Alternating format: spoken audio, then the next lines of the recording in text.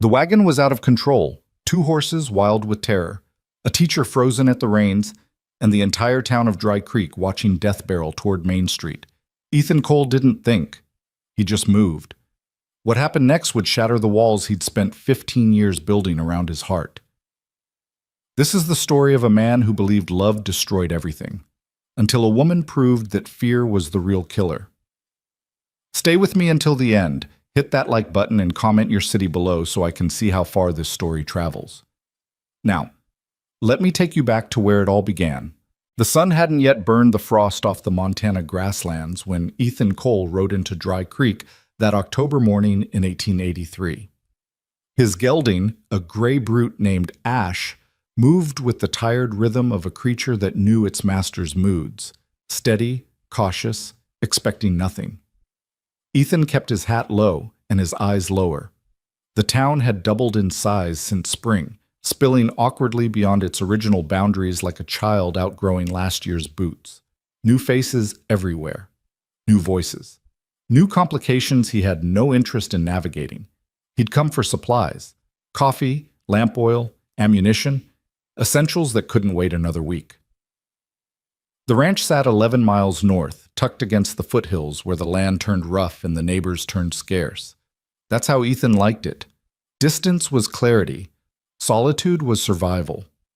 At 32, he'd perfected the art of being forgettable. Medium height, broad through the shoulders from years of work, face weathered but unremarkable beneath several days of stubble. Brown hair, brown eyes, brown coat. Nothing about Ethan Cole invited conversation, and everything about him discouraged it. He tied Ash outside Brennan's general store and stepped onto the boardwalk, already mentally cataloging his route through town. Get in, get out, speak to no one who didn't absolutely require it. But Dry Creek had other plans. Ethan Cole, as I live and breathe. He closed his eyes briefly, recognizing the voice before he turned. Samuel Hewitt, the town's self-appointed mayor and relentless optimist, was striding toward him with the kind of aggressive friendliness that made Ethan's jaw tighten. Sam, been months since we've seen you in town. How's that ranch holding up? Cattle looking good? You thinking about the winter feed situation? Because I've been talking to some of the other ranchers about bulk purchasing, and I think if we... Ranch is fine. Ethan kept his voice flat, his body angled toward the store. Just here for supplies. Sam either missed the dismissal or ignored it. Well, before you disappear back into those hills, you should know there's been some talk about expanding the grazing allotments. Territorial office is sending someone to... A shout cut through Sam's monologue. Then a scream. Then the unmistakable thunder of hooves moving too fast, iron shoes striking packed earth in panicked staccato. Ethan turned toward the sound, his body responding before his mind caught up. At the far end of Main Street, a wagon had broken loose from its moorings outside the livery stable. Two draft horses, spooked by something Ethan couldn't see, were charging straight down the center of town, the wagon fishtailing wildly behind them. People scattered. A woman snatched her child off the street. Old Porter dove behind a water trough. The horses weren't slowing. If anything, their terror was accelerating, feeding on itself, turning animal panic into lethal momentum. And there, fighting the reins with everything she had, was a woman Ethan had never seen before. She wasn't screaming, wasn't freezing. Her hands worked the leather with fierce determination, her body braced against the wagon seat, her dark hair coming loose from its pins as she fought for control. But the horses were beyond reason, and the wagon was seconds from careening into the crowd gathering outside the church. Ethan was moving before the thought fully formed. He vaulted off the boardwalk and into the street, his boots hitting dirt as the wagon bore down on him. 50 feet, 40. He could see the whites of the horses' eyes now, see the foam at their bits, see the wagon's front wheel wobbling dangerously on its axle. 20 feet. Ethan stepped directly into their path and raised both arms. Hey! His voice cut through the chaos like a blade, sharp and absolute. The lead horse's ears flicked forward, just for a second, just enough, and Ethan lunged, catching the bridle strap and yanking down with all his weight.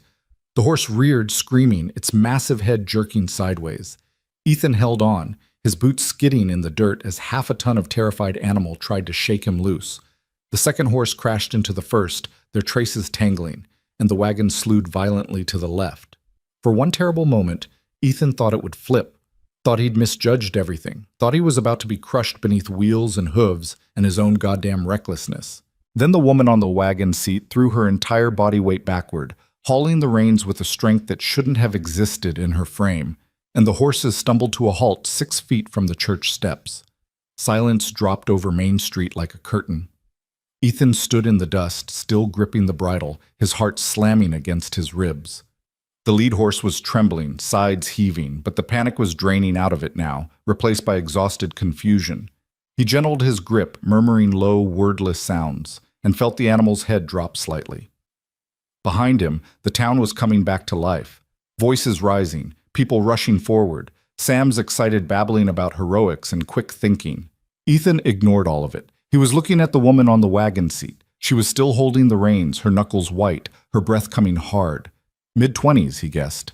Dark hair, sharp features, a face that wouldn't be called pretty in the conventional sense but held something better. Intelligence, clarity, an unsettling directness.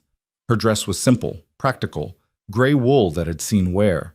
No jewelry, no pretense. And she was staring at him with an expression he couldn't quite parse. Not gratitude, not shock, something closer to assessment.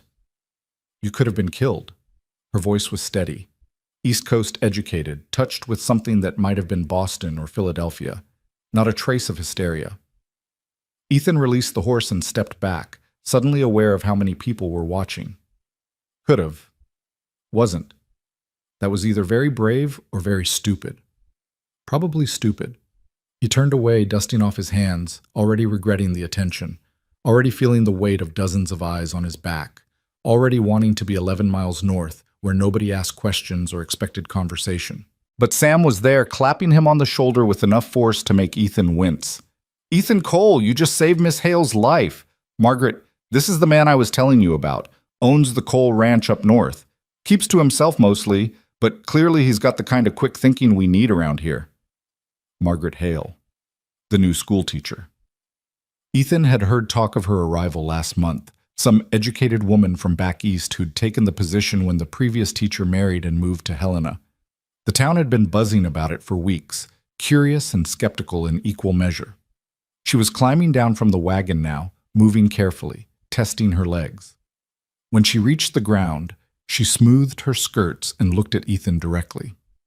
"Thank you, Mr. Cole." That was remarkably selfless. There was something in the way she said it, not quite sincere. Or maybe too sincere, like she was testing the weight of the words, measuring them against some internal standard. "Just stop some horses." Ethan tugged his hat lower. "Glad you're all right, ma'am." He turned to go. "Mr. Cole." He paused, not looking back. The brake line was cut. This wasn't an accident. That stopped him. Ethan turned slowly, studying her face for signs of hysteria or exaggeration. Found neither. Margaret Hale met his gaze evenly, her hands folded in front of her, her expression calm and certain. "I checked the wagon myself this morning. The line was intact. Someone tampered with it between then and now." "That's a serious accusation, Miss Hale." Sam's jovial tone had vanished, replaced by something harder. "You sure about that?" "Quite sure." She nodded toward the wagon. "You can examine it yourself if you'd like. The cut is clean, deliberate." A murmur rippled through the gathered crowd. Ethan saw faces turning, suspicious glances exchanged, the easy camaraderie of moments ago curdling into something uglier. "Now hold on," Sam said, raising his hands. "Let's not jump to conclusions. Could have been wear and tear, could have been—" It was cut.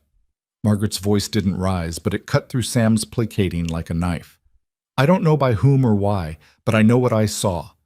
Ethan found himself walking toward the wagon, despite every instinct screaming at him to leave, to get his supplies and ride north and forget this woman existed. But something in her voice, that absolute certainty, that refusal to soften the truth, hooked him. He knelt beside the wagon's undercarriage, examining the brake mechanism.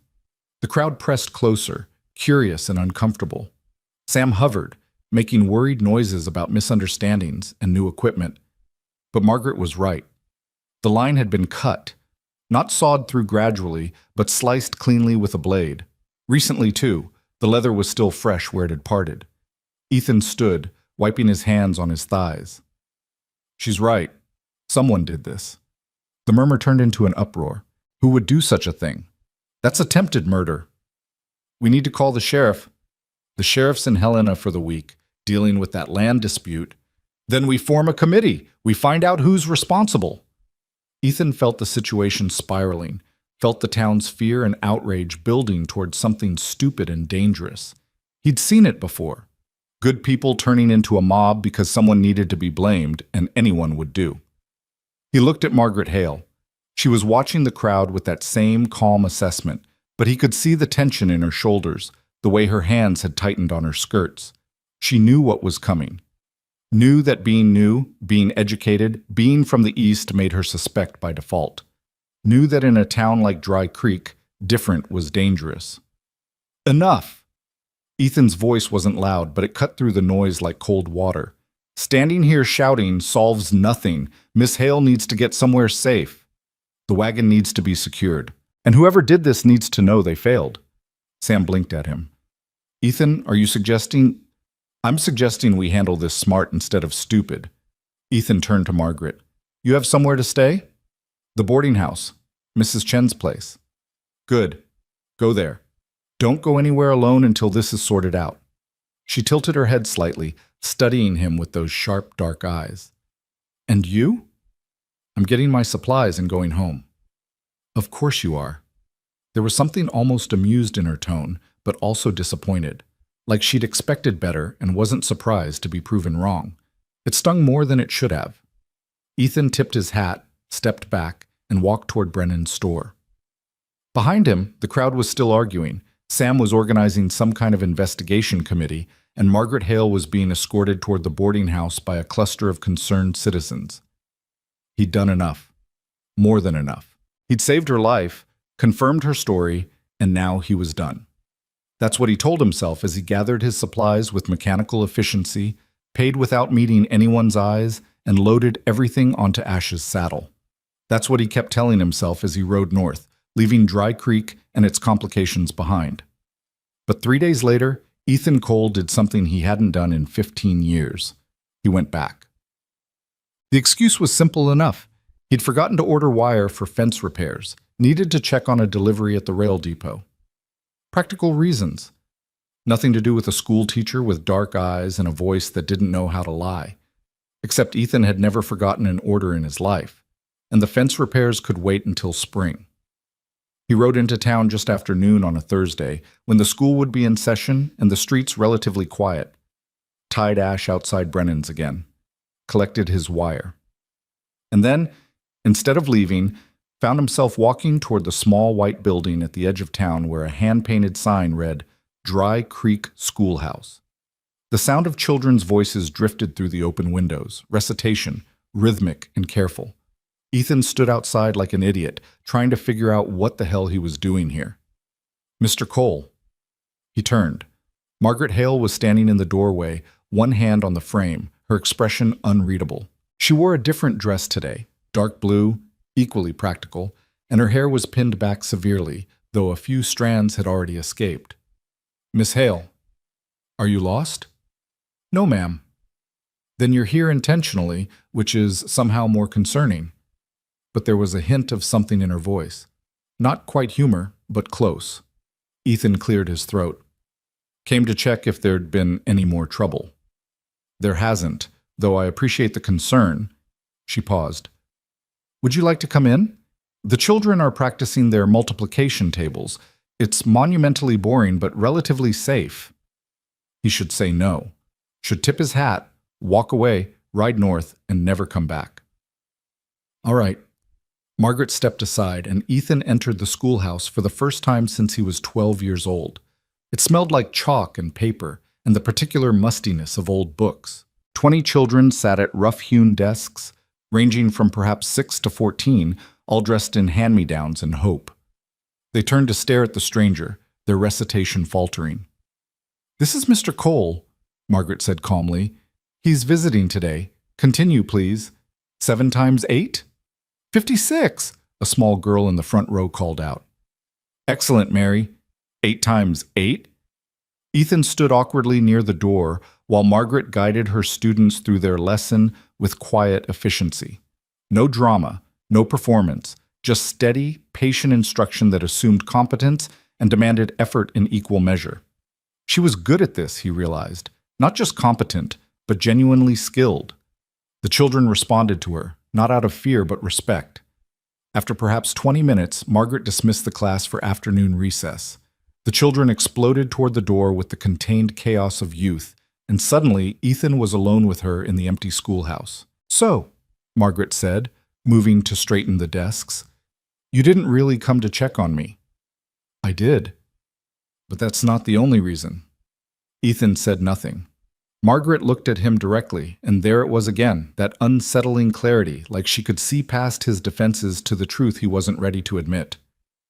"You're curious," she said. It wasn't a question. "Maybe." "About?" "Why you're here, in Dry Creek. A woman with your education could teach anywhere." "And you assume I'm here because I had no other choice." "Most people come to the frontier because they're running from something, or towards something they can't find anywhere else." Margaret smiled, small, sharp, humorless. "And which are you, Mr. Cole? Running from or toward?" The question hit harder than she probably intended. Ethan felt his shoulders tighten, his defenses rising. "That's personal." "So is why I'm here." "Fair point." They stood in the afternoon light, dust motes drifting between them, and Ethan felt something shift, some recognition that this woman was dangerous in ways that had nothing to do with cut brake lines or frontier violence. She saw too much, questioned too directly, refused to accept the comfortable lies people told themselves. "I should go," Ethan said. "You should," Margaret agreed. "But you won't. Not yet." "Why do you say that?" "Because you're still trying to figure out if I'm worth the risk." The words landed like a punch. Ethan stared at her, caught between denial and a truth so uncomfortable it made his chest tight. "Risk of what?" Margaret picked up a piece of chalk, turned to the blackboard, and wrote a single word in neat, precise script: everything. Then she set the chalk down, dusted her hands, and looked at him with something that might have been pity or understanding or both. "I'm not fragile, Mr. Cole. I'm not looking for rescue. I'm not some romantic notion of frontier womanhood waiting to civilize a rough man's heart." She crossed her arms. "I'm here because I choose to be. Because I believe education matters more than comfort. Because I'd rather live according to my principles than die slowly in someone else's parlor." That's a hell of a speech. It's the truth, which is more than most people in this town seem capable of. Ethan felt something crack open inside him, some sealed place he'd kept locked for so long he'd forgotten it existed. This woman wasn't what he expected, wasn't what he wanted, wasn't safe. And that terrified him more than any runaway wagon ever could. "I'll check on you next week," he heard himself say. "Why?" "Because someone cut your brake line and nobody's figured out who." "That's not why." No, it wasn't. Margaret held his gaze, waiting, and Ethan realized she wasn't going to let him hide. Wasn't going to accept half-truths or comfortable evasions. If he was going to do this, whatever this was, she demanded honesty. "Because I want to," he said finally. Raw, simple, true. "Then come back," Margaret said. "But don't come back because you think I need saving. Come back because you're brave enough to risk being seen." Ethan left without another word, but he came back the following Thursday, and the Thursday after that, and the one after that, always with an excuse, always with some practical reason that made sense on the surface. He was checking on the schoolhouse roof, delivering wood for the stove, asking about organizing a winter education program for the ranch families. Margaret never called him on the lies, just met him with that same sharp assessment, that same refusal to accept anything less than honesty. And slowly, against every instinct screaming at him to stop, Ethan began to talk. Not about the important things, not yet, but small truths, observations about the land, stories about difficult cattle, opinions about the territorial government's incompetence. Margaret listened with the same focused attention she gave her students, asking questions that made him think harder than he'd thought in years. She talked too. about her childhood in Philadelphia, her frustration with society's expectations, her belief that education could transform lives if people were brave enough to invest in it. She spoke about ideas the way Ethan spoke about land, with passion, specificity, practical knowledge earned through experience. They were careful not to touch, careful to maintain proper distance, careful to ensure no one in town could claim impropriety. But something was growing between them, something neither of them named but both recognized. It was Margaret who finally said it out loud. "You're afraid of me." They were walking along the creek one November afternoon, the cottonwoods bare and silver in the fading light. Ethan had brought his horse, ostensibly to check some property markers, and Margaret had joined him after school. Proper. Visible, nothing hidden. "That's a bold claim," Ethan said. "It's true. You're terrified. I can see it every time you look at me." "Maybe I just prefer being alone." "No." Margaret stopped walking, turned to face him. "You don't prefer it. You've convinced yourself it's safer. There's a difference." Ethan wanted to deny it, wanted to build the wall back up, retreat to his ranch, forget this woman existed. But he was so goddamn tired of lying. "I'm afraid," he said quietly. "Terrified, actually." "Of what?" "Of wanting something I can't protect. Of caring about someone and having them destroyed because of it." Margaret's expression softened slightly. "Who did you lose?" And there it was. The question he'd been avoiding for 15 years. Ethan looked at the creek, the water running cold and clear over ancient stone. "My mother, sister, father, eventually, though that took longer." He swallowed hard. "Scarlet fever. I was 17. Watched them die over the course of 3 weeks. Nothing I could do. Nothing anyone could do. I'm sorry. Everyone's sorry. Doesn't change anything." "No," Margaret agreed. "It doesn't. But using their deaths as an excuse to stop living doesn't honor them either." Ethan's head snapped around. "That's not what I'm doing." "Isn't it? You've spent 15 years hiding on a ranch, convincing yourself that isolation is strength, that caring is weakness, that loving someone means inviting destruction." She stepped closer. "But all you've really done is ensure that when you die, you'll do it alone, having protected nothing, having risked nothing, having lived nothing." The words hit like bullets. Ethan felt his chest tighten, felt anger and grief and something deeper rising up. "You don't understand." "I understand perfectly." Margaret's voice was steady, relentless. "I understand that you're choosing fear over life, safety over meaning, and I understand that if you continue down this path, you'll wake up one day and realize you've wasted decades protecting a heart that stopped beating the day your family died." Ethan turned away, his hands shaking. "Why do you care? You barely know me." "Because I see you, Ethan. I see who you are beneath the fear, and I refuse to watch another intelligent person destroy themselves with lies." He stood there, shaking, 15 years of carefully constructed defenses crumbling around him.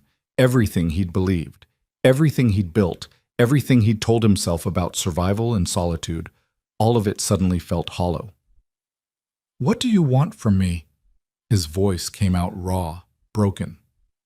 "I want you to choose, deliberately, honestly." Margaret moved to stand beside him, not touching, just present.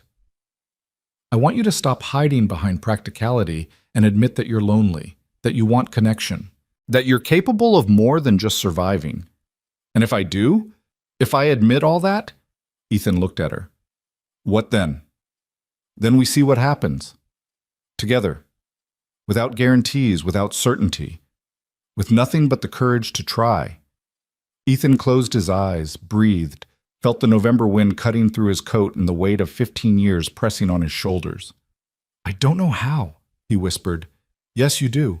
You've been doing it for weeks." Margaret's hand brushed his, barely, just a moment of contact. "You came back. That's how it starts." They stood together as the sun dropped toward the mountains and the temperature fell and the world turned cold and beautiful and terrifyingly uncertain.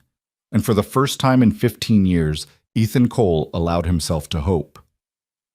3 weeks later, Martin Gaines made his move. Gaines owned the largest spread in the county, 10,000 acres of prime grazing land and the political connections to expand it. He was loud, ambitious, and had made no secret of his interest in Margaret Hale since her arrival. That interest had turned ugly when she rejected his advances. Ethan first heard about it from Sam Hewitt, who cornered him at Brennan's store with the kind of gossip that pretended to be concern. "Just thought you should know," Sam said, lowering his voice. "Gaines has been telling anyone who'll listen that Miss Hale is, well, that she's not as respectable as she appears, that she's been entertaining men at the boarding house, that her intentions here aren't purely educational." Ethan's hand stilled on the bag of coffee he was loading. "That's a damn lie. Course it is, but you know how talk spreads, and Gaines, well, he's got influence. People listen to him." "What does he want?" "What he's always wanted. Control. He figures if he can damage her reputation enough, she'll have to leave or accept his protection. Either way, he wins." Ethan felt something cold and furious settling in his chest. "Where is she now?" "School, probably. But Ethan, you need to be careful. Gaines has been watching. If you—" Ethan was already moving. He found Margaret at the schoolhouse, washing the blackboard after dismissing her students. She turned when he entered, saw his expression, and straightened. "What happened?" "Gaines is spreading lies about you, trying to destroy your reputation." "I know." That stopped him. "You know." 3 families pulled their children from school this week. Mrs. Patterson crossed the street to avoid speaking to me yesterday, and someone left a rather vile note under my door at the boarding house. Margaret set down her cloth, her movements precise and controlled. "I'm not blind, Ethan." "Why didn't you tell me?" "Because there's nothing you can do. Because getting involved will only make it worse. Because—" She paused. "Because I need to fight this battle myself." "That's bullshit. It's practical. It's fear." Margaret's eyes flashed. "Don't use my own words against me."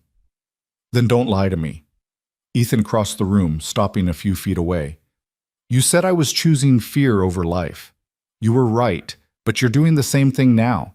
You're isolating yourself because you think it's safer than accepting help. This is different. It's not. Gaines is trying to force you out because he can't control you, because you threaten everything he believes about how women should behave, about who gets to have power in this town. And if you let him win by staying silent, by fighting alone, you prove him right." Margaret stared at him, something shifting in her expression. "What are you suggesting?" "I'm suggesting we stop pretending, stop being careful, stop giving a damn about what people think." Ethan moved closer. "I'm suggesting you let me stand beside you, publicly, deliberately, so everyone in this town knows that if they come for you, they come for both of us. That will destroy your reputation too." "I don't care." "Ethan, I don't care," he repeated, and meant it. "Let them talk. Let Gaines spin whatever lies he wants. I'm done hiding. I'm done pretending I don't care. I'm done choosing safety over the only thing that's made me feel alive in 15 goddamn years." Margaret's breath caught. "You're sure?" Terrified, but sure. She studied his face for a long moment, and Ethan saw her making the same calculation he had, weighing risk against reward, fear against possibility, isolation against connection. "All right," she said finally. "Then here's what we're going to do." They walked into the town meeting together that Saturday night. The room went silent. Ethan had dressed carefully, clean shirt, vest, his good coat. Margaret wore a simple dark dress, her hair pinned back, her spine straight. They entered through the main door, visible to everyone, and took seats in the 3rd row. Together. The whispers started immediately. Heads turning, shocked expressions. Martin Gaines, standing near the front, went red with fury. Sam Hewitt was attempting to call the meeting to order, discussing water rights or some other routine business, but nobody was listening. The entire room was focused on Ethan and Margaret, trying to parse what their presence together meant. Gaines decided to make it explicit. "Before we begin," he said, his voice cutting through the murmurs, "I think we need to address the elephant in the room. Or should I say, the school teacher." "Martin," Sam tried to interrupt. "No, Sam. This needs to be said." Gaines turned to face the crowd.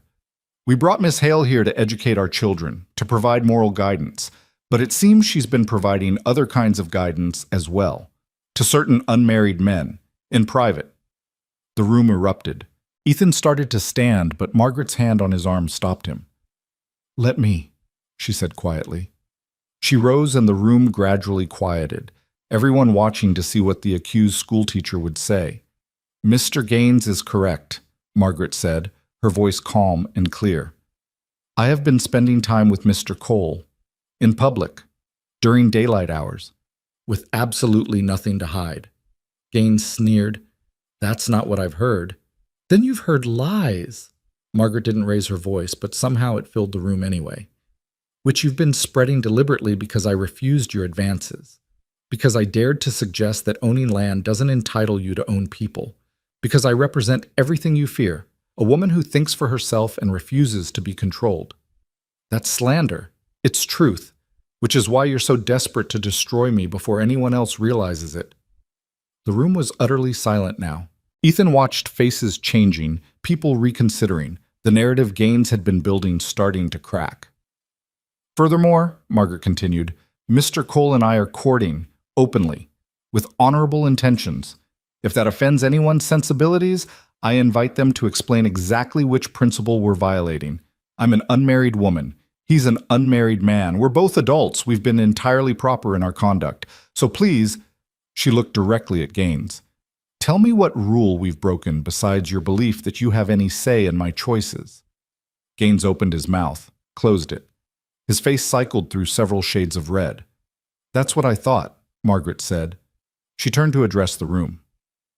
"I came to Dry Creek to teach, to educate children regardless of their background or circumstances, to prepare them for a world that will demand more than what this town currently offers. If my presence here offends anyone, if my relationship with Mr. Cole makes me unsuitable, then I invite the community to vote. Right now, publicly. Should I stay or should I go?" The silence stretched out, taut and fragile. Then a voice from the back spoke up. Mary Henderson, a rancher's wife whose daughter was Margaret's best student. "I vote she stays." Another voice. "I vote stay." Then another, and another. Not everyone. Some remained silent, uncertain, swayed by Gaines's influence or their own prejudices. But enough. More than enough.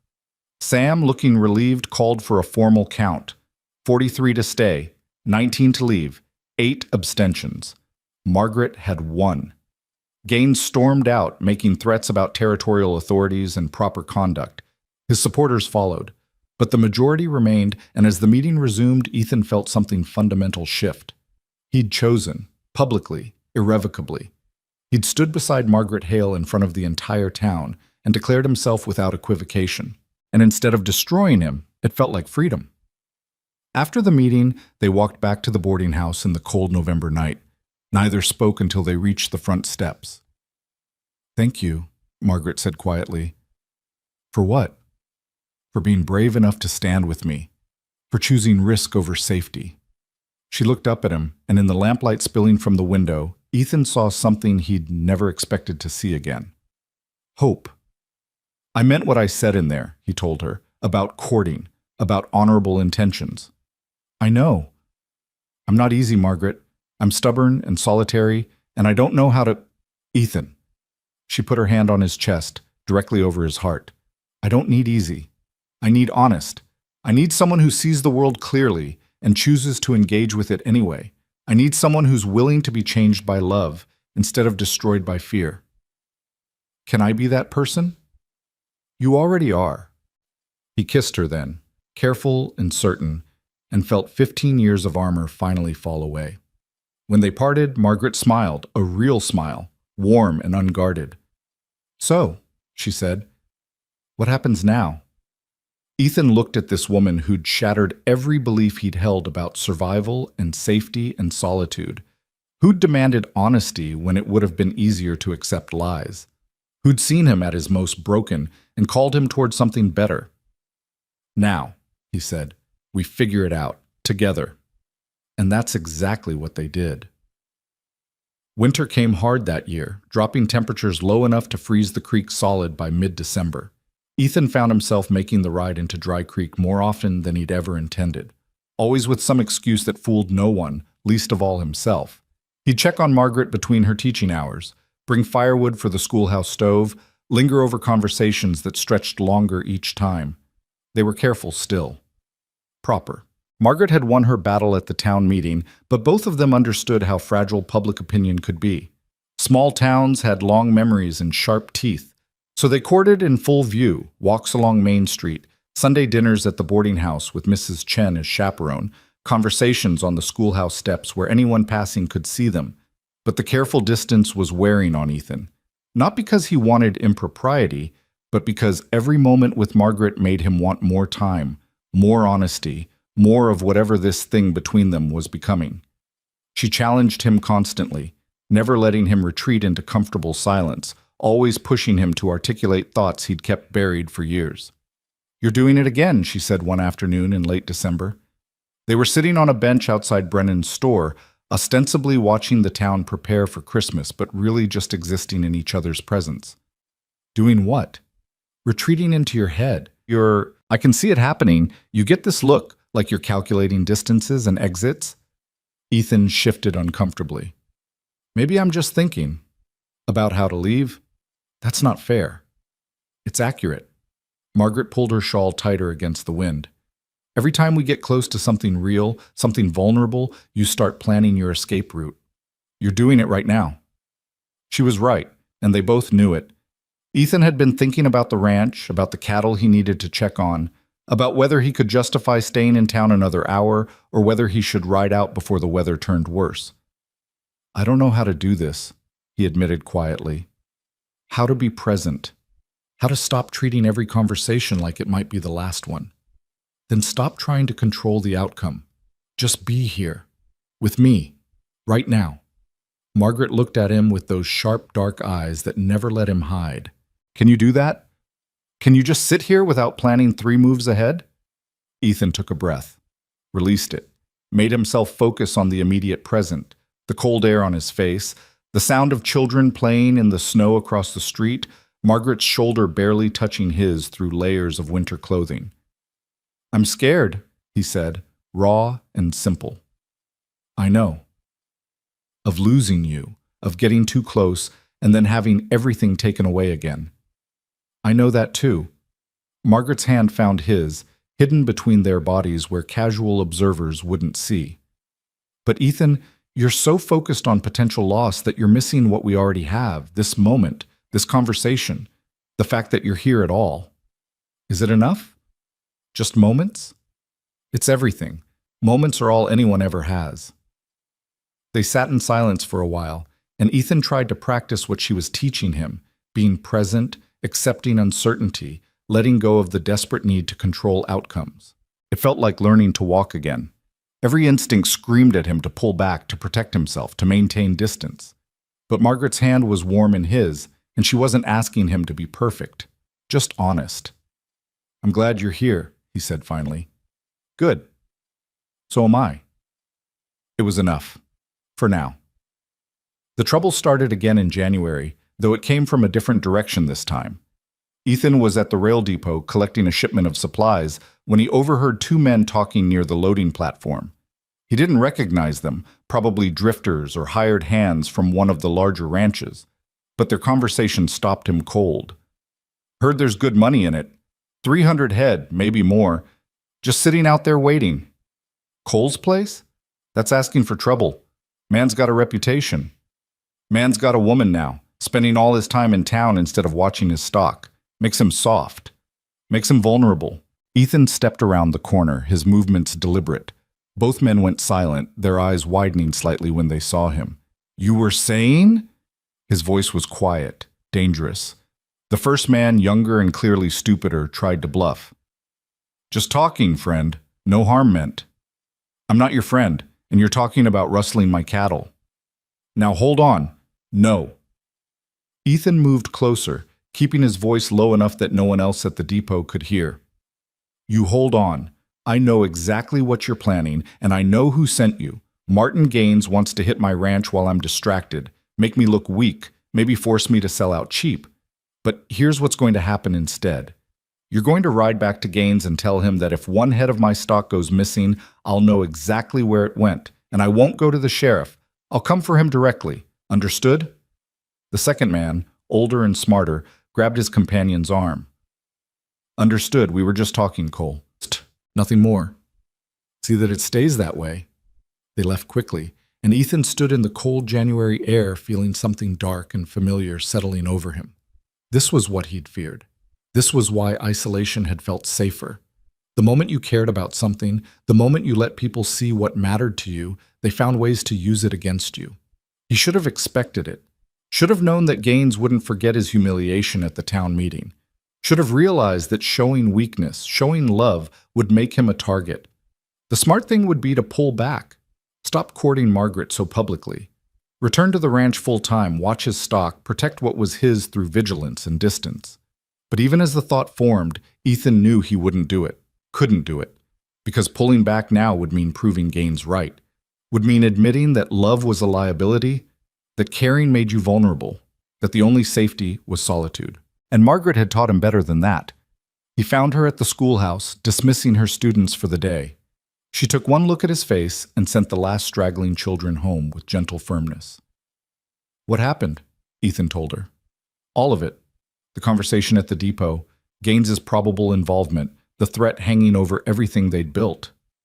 Margaret listened without interrupting, her expression growing harder with each detail. When he finished, she was quiet for a long moment. "He's trying to force you to choose," she said finally. "Between me and the ranch, between what you want and what you think you need to survive.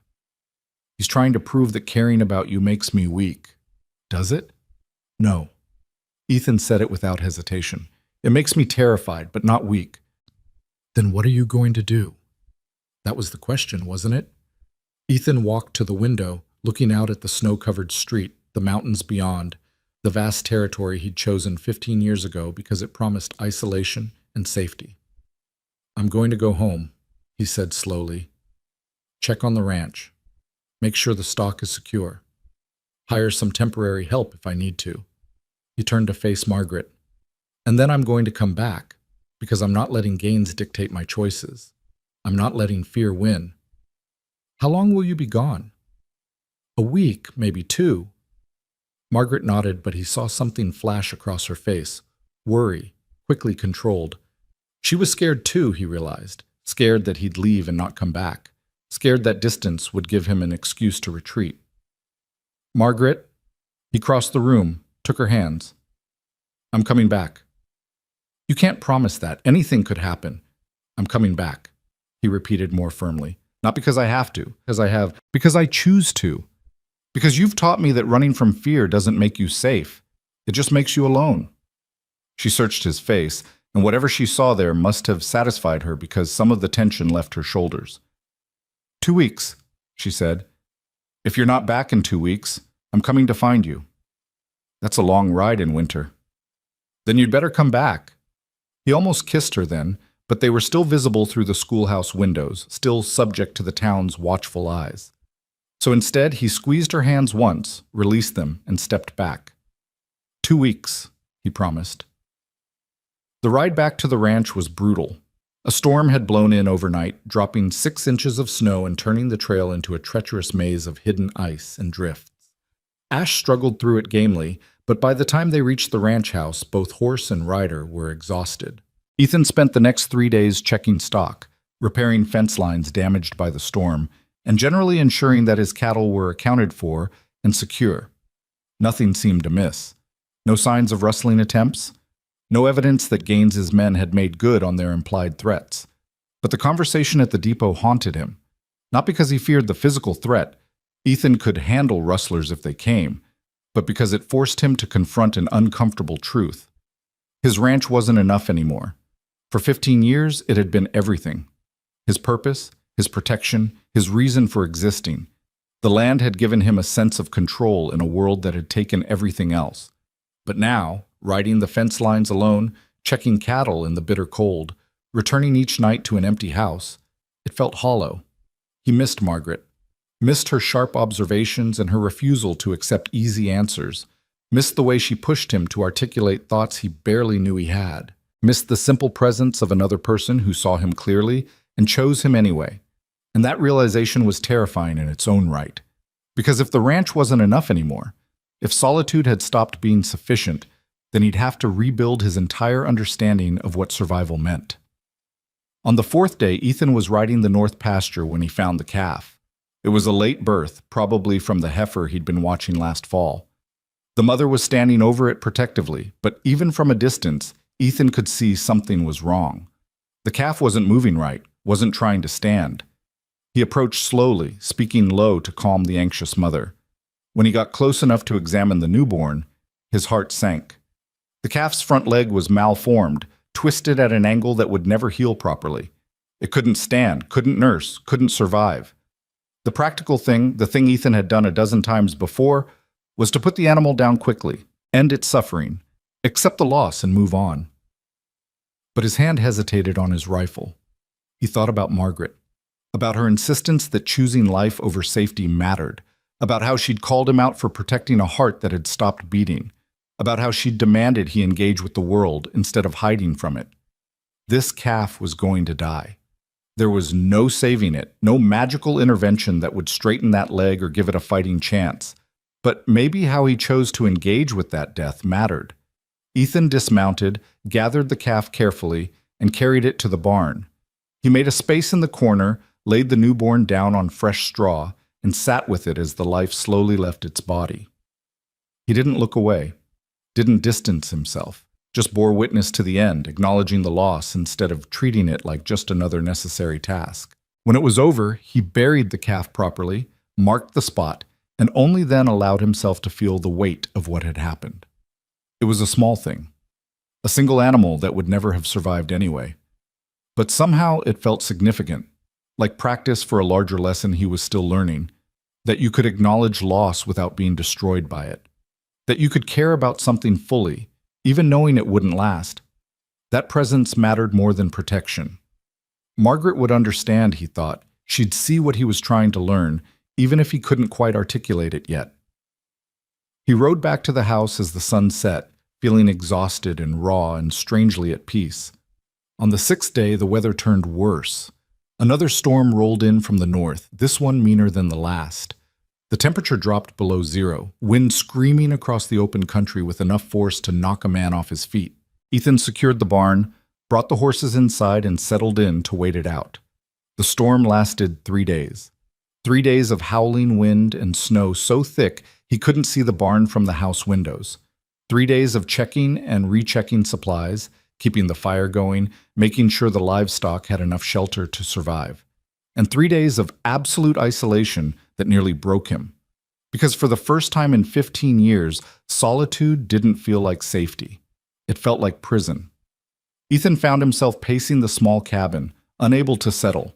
He tried reading, but couldn't focus. Tried working on equipment repairs, but his hands were too restless. Tried sleeping, but his mind wouldn't quiet.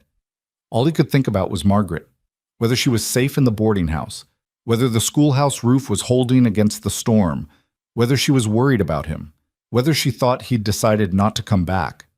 The not knowing was agony. The inability to get word to her, to reassure her, to simply exist in her presence, it made him understand viscerally what she'd been trying to teach him all along. Connection wasn't a weakness to be managed. It was a fundamental human need, and trying to live without it didn't make you strong. It just made you slowly die inside. On the third day, when the storm finally broke and weak sunlight filtered through the dissipating clouds, Ethan made a decision. He couldn't stay here. Not long term. Not anymore. The ranch had served its purpose, had given him a place to heal, to rebuild, to learn self-sufficiency. But it had also become a cage, a place where he could hide from everything that made life difficult and complicated and worth living. Margaret was right. He'd been choosing safety over meaning, survival over life. It was time to choose differently. Ethan spent the next 2 days preparing. He couldn't abandon the ranch entirely. It was still his livelihood, his investment, his responsibility. But he could adapt, could hire someone to handle the day-to-day operations, could build his life around something other than isolation, could choose to live in town, with Margaret, if she'd have him. The thought terrified him, meant giving up control, meant trusting others, meant exposing himself to all the complications and vulnerabilities he'd spent 15 years avoiding. But it also meant not dying alone in an empty cabin, having protected nothing and risked nothing and lived nothing. He was 2 days past the 2-week deadline when he finally rode back into Dry Creek. The town looked different somehow, smaller, more welcoming, less threatening. Or maybe Ethan was different. Maybe after weeks of being alone with his thoughts and his fears, he'd finally understood what Margaret had been trying to show him. That home wasn't a place you defended, it was a choice you made. He found Margaret at the schoolhouse, teaching her afternoon class. Through the window, he could see her at the blackboard, explaining something with focused intensity, her students leaning forward in their seats. Ethan tied Ash to the post and waited. 20 minutes later, the children burst out for recess, barely noticing the strange man standing in the cold. Margaret appeared in the doorway, scanning the yard automatically, and then she saw him. Her expression cycled through relief, anger, joy, and something deeper he couldn't quite name. She descended the steps carefully, walking toward him with measured control, and when she got close enough, she hit him in the shoulder. Hard. "You're 4 days late." "I know. I was about to saddle a horse and come find you." "I know that too. I thought," her voice cracked slightly, "I thought maybe you'd decided." "No." Ethan caught her hand before she could hit him again. "No, Margaret. I didn't decide anything except to come back. The storm delayed me and I needed time to think, but I was always coming back. You should have sent word." "Couldn't. Storm was too bad." He held her hand between both of his. "But you're right. I should have found a way. Should have known you'd be worried. Should have—" "Stop." Margaret took a breath, visibly controlling herself. "You're here now. That's what matters. I have something to ask you. If you're about to propose while I'm still angry at you for being late, your timing is terrible." Despite everything, Ethan smiled. "Not proposing. Not yet. But asking if you'd be willing to consider a future where I'm not living 11 miles away, where I'm here, in town, building a life that includes more than just cattle and solitude." Margaret went very still. "What are you saying?" "I'm saying you were right about all of it. I've been choosing fear over life, safety over meaning. I've been so focused on protecting myself from loss that I've been losing everything that matters day by day." He squeezed her hand. "The ranch isn't enough anymore. Isolation isn't strength, and I don't want to spend the rest of my life alone just because I'm too scared to risk caring about something." "You'd leave the ranch?" "I'd adapt it, hire help, spend less time there and more time here. More time with you, if you'll have me." Margaret's eyes were bright with something that might have been tears. "That's a significant change, Ethan. Are you sure?" "Terrified, but sure."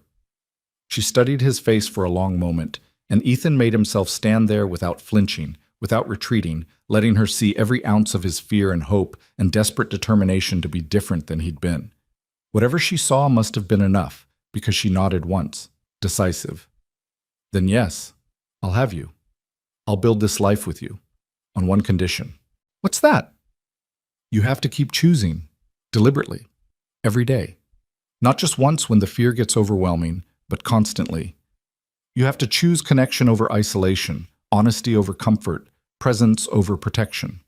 She moved closer. "Can you do that?" Ethan thought about the dead calf he'd sat with instead of walking away from. Thought about the 3 days in the storm when solitude had felt like dying. Thought about this woman who'd seen him at his most broken and called him toward something better. "I can try. I will try. Every damn day." Then that's enough. This time, when he kissed her, they were in full view of the schoolhouse, the street, the entire town. And Ethan didn't care. Didn't calculate the social implications or worry about propriety. Just kissed the woman he loved with complete honesty and zero apology. When they parted, Margaret was smiling, that rare, unguarded smile that made Ethan's chest tight. "Welcome home," she said, and for the first time in 15 years, Ethan believed it might be possible. The next month was chaos in the best possible way. Ethan hired 2 hands to manage the ranch's daily operations, made arrangements to board Ash in town, and slowly began the process of moving his life from isolation to community. It wasn't easy. He struggled with the constant presence of people, with the noise and complications of town life, with the vulnerability of having neighbors who notice things and ask questions.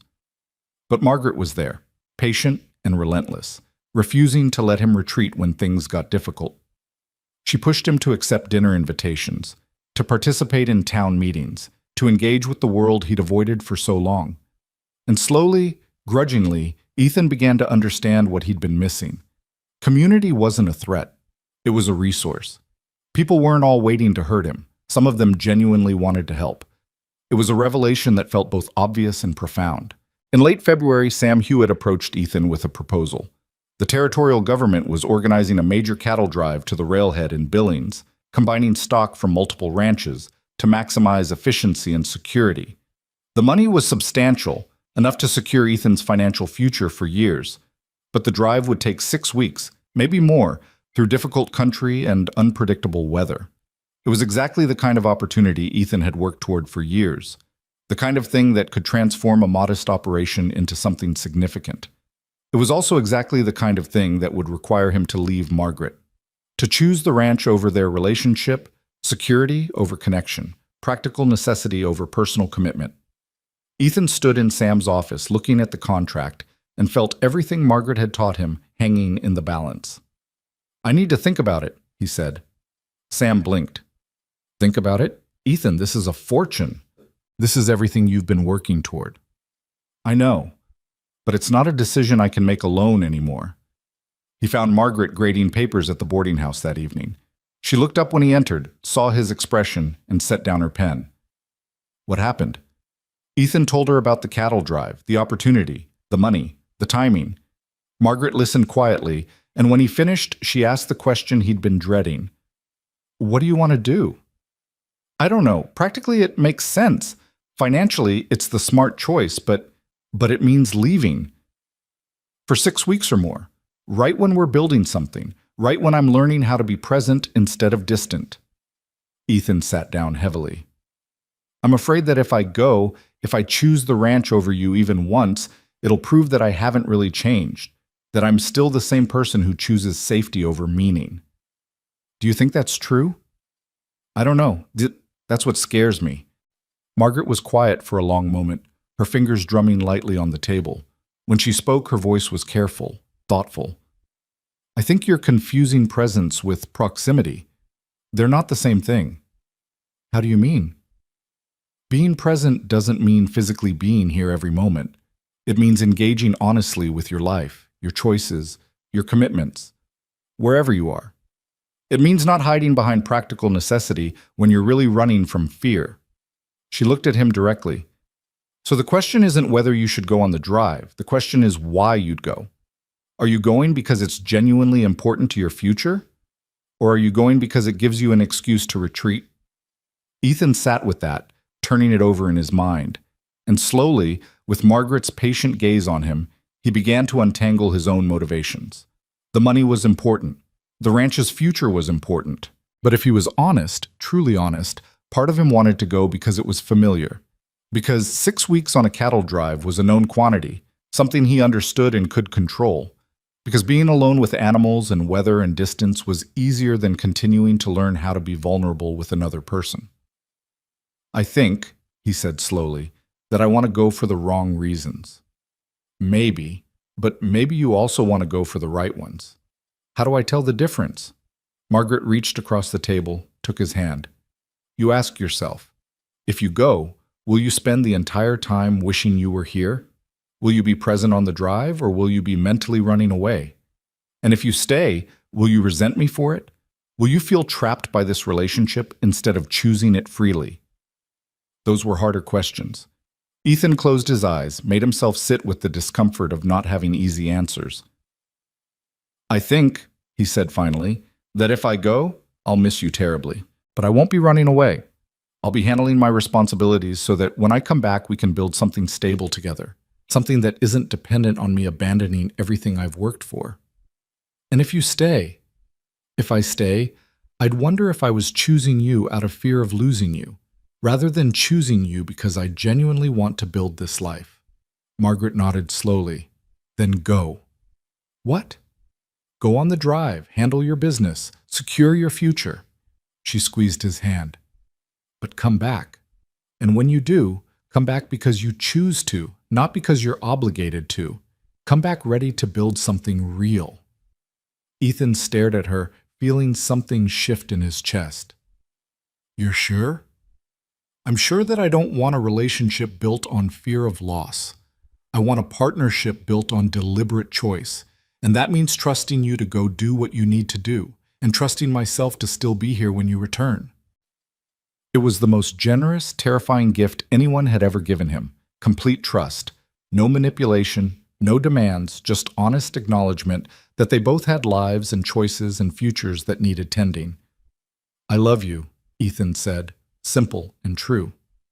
Margaret's breath caught. I love you too. Now go. Do what you need to do, and then come home. So Ethan went. He signed on for the cattle drive, spent a week preparing, said a careful goodbye to Margaret on the steps of the schoolhouse where they'd first begun to build something real. And then he rode north with 300 head of cattle, 12 other ranchers, and a purpose that felt different than anything he'd known before. Because this time, he wasn't running. He was choosing, deliberately, honestly. And for the first time in 15 years, Ethan Cole was learning what it meant to live. The drive started well enough. 300 head of prime cattle, 12 ranchers and their hands, clear weather and open country stretching north toward Billings. Ethan rode flank position, keeping the stragglers moving, his mind occupied with the familiar rhythm of work that had defined most of his adult life. But something was different this time. The solitude that had once felt like refuge now felt incomplete. At night, when the other men gathered around the fire to play cards and swap stories, Ethan found himself joining them instead of retreating to the edges of camp. Not because he'd suddenly become social, but because isolation no longer served the purpose it once had. He thought about Margaret constantly, wondered what she was teaching her students, whether the schoolhouse stove was keeping them warm enough, if she missed him the way he missed her.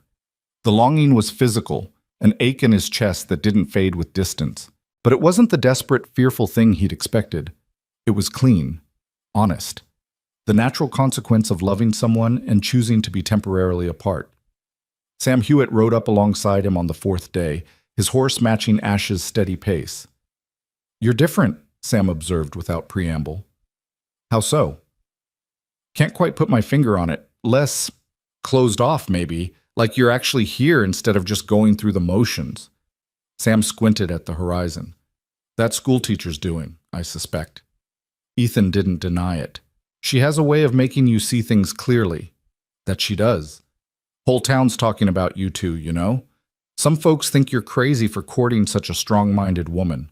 Others think she's crazy for choosing a hermit rancher. Sam grinned. Me? I think you're both braver than most people manage to be. Brave or stupid? Little bit of both, probably. Best things usually are. They rode in companionable silence for a while, and Ethan realized this was another thing that had changed. He could exist alongside another person without feeling threatened by their presence, could accept casual friendship without constantly calculating exit strategies. Margaret had taught him that, had shown him, through patience and relentless honesty, that walls didn't keep you safe, they just kept you alone. On the 8th day, they crossed into rougher territory where the land turned broken and unpredictable. The weather shifted too, clouds building on the western horizon with the bruised color that promised trouble. The trail boss, a grizzled man named Dutch Keller, who'd been running drives for 30 years, called a halt early to make camp in a protected canyon. Storm's coming, Dutch announced, his weathered face grim. Big one by the look of it. We'll hole up here, keep the cattle contained, ride it out. The storm hit 2 hours after sunset with a violence that made the February blizzard back at the ranch seem gentle. Wind howled through the canyon like something alive and furious, driving rain mixed with sleet that felt like gravel against exposed skin. Lightning split the sky in jagged bursts, and thunder rolled through the narrow space with enough force to spook the already nervous cattle. Ethan spent the night in the saddle, riding the perimeter with the other men, trying to keep 300 terrified animals from stampeding into the darkness. His clothes were soaked through within minutes, water running down his neck and back, his hands numb on the reins. Ash was exhausted but steady, responding to Ethan's commands even as the world turned chaotic around them. Around midnight, everything went to hell.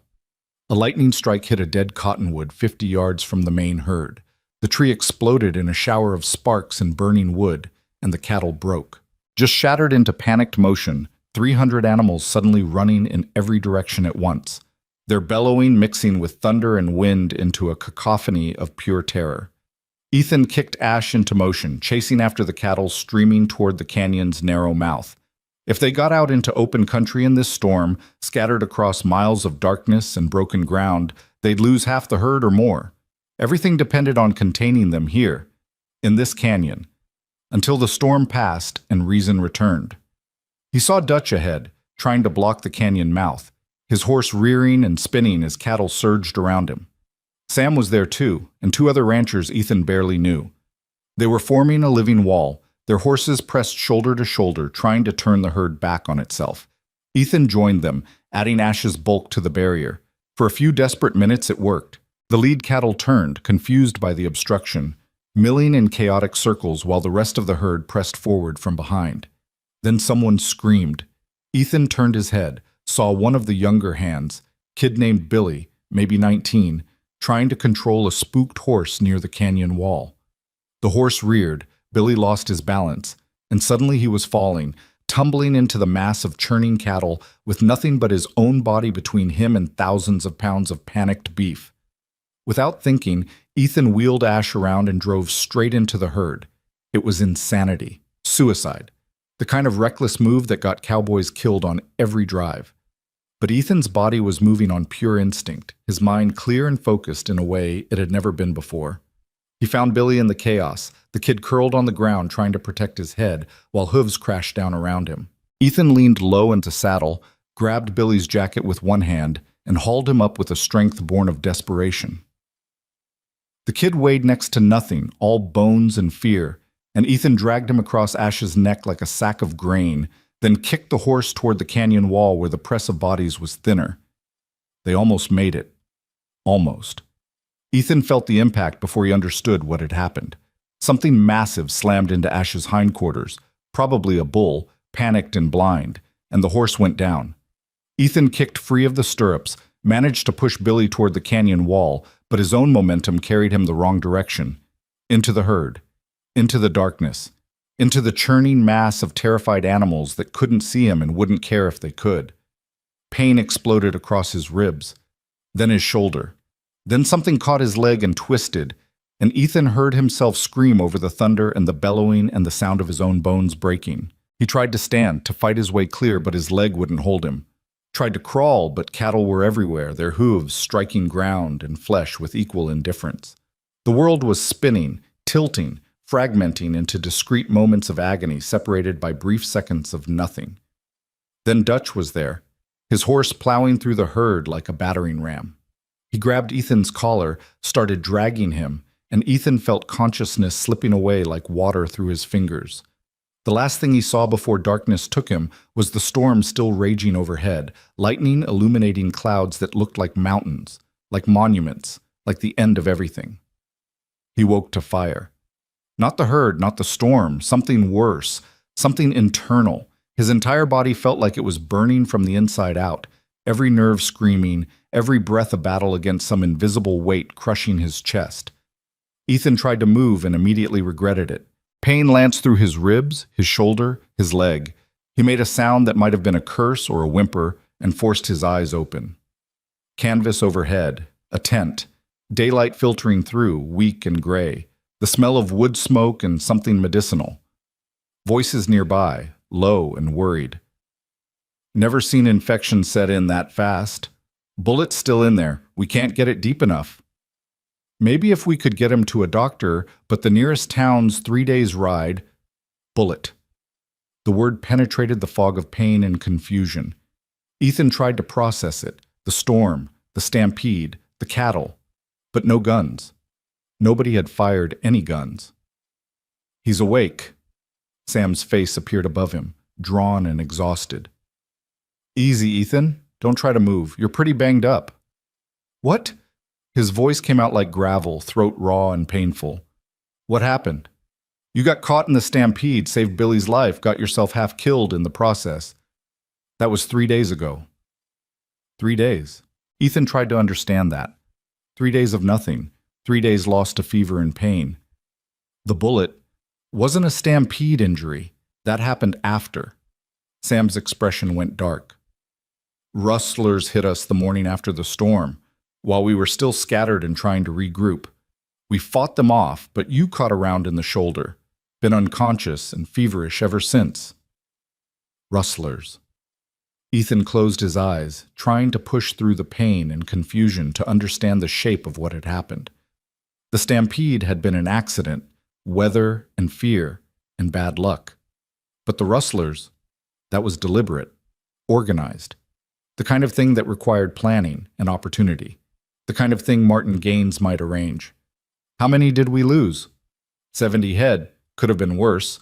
Dutch says you saved the bulk of the herd when you blocked that canyon mouth. Sam hesitated. Billy's alive too, by the way. Kid won't stop talking about how you rode into a stampede to save him. You're a damn hero, Ethan, even if you're too stubborn to admit it. Hero. The word tasted bitter.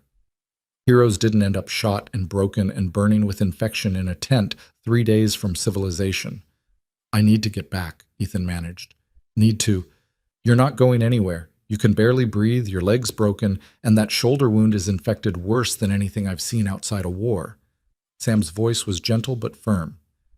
Dutch rode ahead to Billings to fetch a doctor. Should be back tomorrow, maybe the day after. Until then, you stay put. Try not to die. Try not to die. Simple advice. Harder than it sounded. Over the next 2 days, Ethan drifted in and out of consciousness, his mind fragmenting under the assault of fever and pain. Sometimes he thought he was back at the ranch, checking cattle in the snow. Sometimes he was 17 again, watching his mother die while fever consumed her the same way it was consuming him now. And sometimes he was with Margaret, sitting on the bench outside Brennan's store, her hand warm in his, her voice steady as she told him that moments were all anyone ever had. "I'm sorry," he whispered to the empty tent, though he wasn't sure if he was apologizing to Margaret or to himself or to the life he might not get to live. "I'm sorry I left. I'm sorry I thought I could—" Shh. A cool cloth touched his forehead, and for a moment Ethan thought maybe he'd died and this was whatever came after. But the voice that spoke was Dutch's, rough and practical. "Save your strength, Cole. Doctor'll be here soon. Margaret, we'll get word to her, soon as you're stable, but first you gotta stabilize."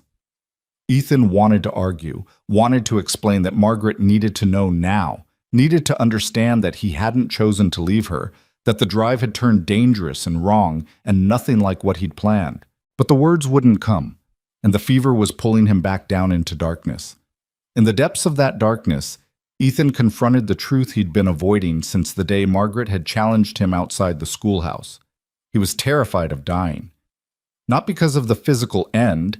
He'd made peace with mortality years ago, watching his family succumb to disease. But because dying now would prove his deepest fear correct. That love destroyed. That caring made you vulnerable. That opening your heart meant giving the world a weapon to break you. If he died here, shot by rustlers while trying to build a future with Margaret, it would confirm everything he'd believed for 15 years. Would prove that isolation was safety, that distance was survival, that the only way to protect yourself was to never let anyone matter enough to hurt you. And Margaret would be left alone, having trusted him to come back, having believed he was brave enough to choose connection over fear. The thought was unbearable.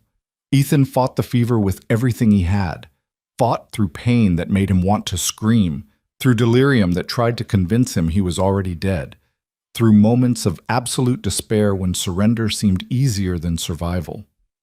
But he thought about Margaret's voice telling him that moments were everything, thought about her hands in his, steady and strong, thought about the life they could build if he was just stubborn enough to live. And slowly, agonizingly, the fever began to break. The doctor arrived on the 5th day, a severe woman named Dr. Catherine Winters, who took one look at Ethan's infected shoulder and started issuing orders like a field general. She cleaned the wound with something that felt like liquid fire, extracted the bullet with a blade that cut deeper than the original injury, and stitched him up with needle and thread while Ethan bit down on leather and tried not to pass out. "You're lucky," she said when it was done. "Another day and you'd have lost the arm, maybe more." "Don't feel lucky," Ethan managed. "Lucky and smart are different things. Smart would have been not getting shot in the first place." But her expression softened slightly. "That said, Sam tells me you saved a boy's life during the stampede. That took courage. Took stupidity. Same thing, most of the time." Dr. Winters began packing her instruments. "You'll heal. The leg will take 6 weeks, maybe more. The shoulder needs rest and clean bandages daily. And the ribs, well, those just hurt.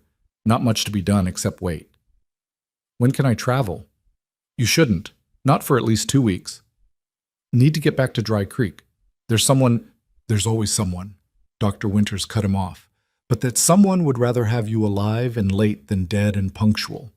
You'll heal here, then travel when you're strong enough. That's not a suggestion, Mr. Cole. That's medical necessity." Ethan wanted to argue. Wanted to insist he could ride now, injured or not, because every day he stayed here was another day Margaret didn't know what had happened. Another day she might think he'd chosen the drive over her. Another day his absence might confirm her worst fears about whether he was truly capable of choosing connection. But his body had other plans. Even sitting up made him dizzy, and the thought of climbing into a saddle was laughable. Dr. Winters was right.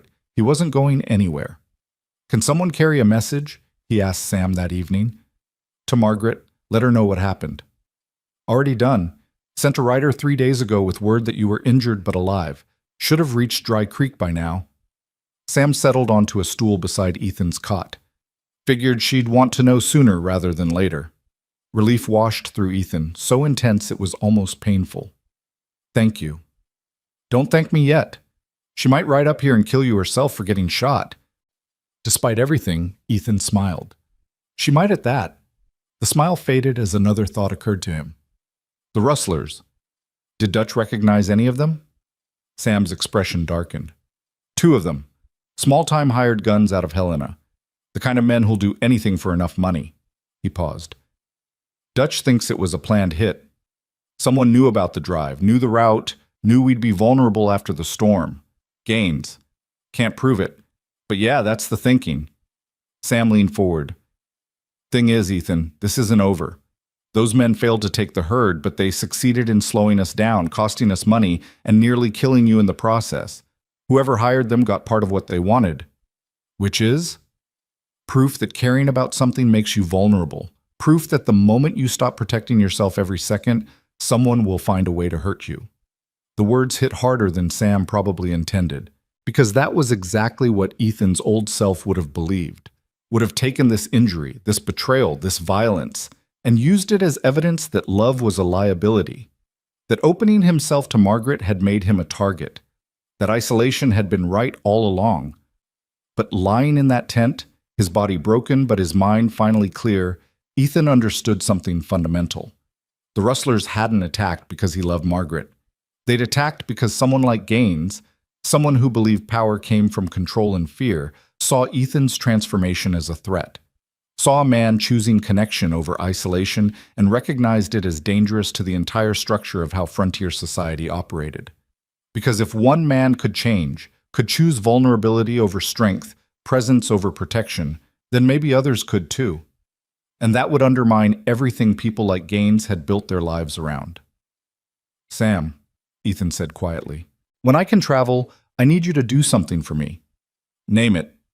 Help me get back to Dry Creek, to Margaret, whatever it takes, however long it takes. Because I need her to see that I'm choosing to come back. Not because I have to, not because I'm obligated, but because she taught me that fear isn't what kills you, hiding from fear is." Sam studied him for a long moment, then nodded slowly. "All right, we'll get you home. But Ethan, when we do, you're going to have to face Gaines.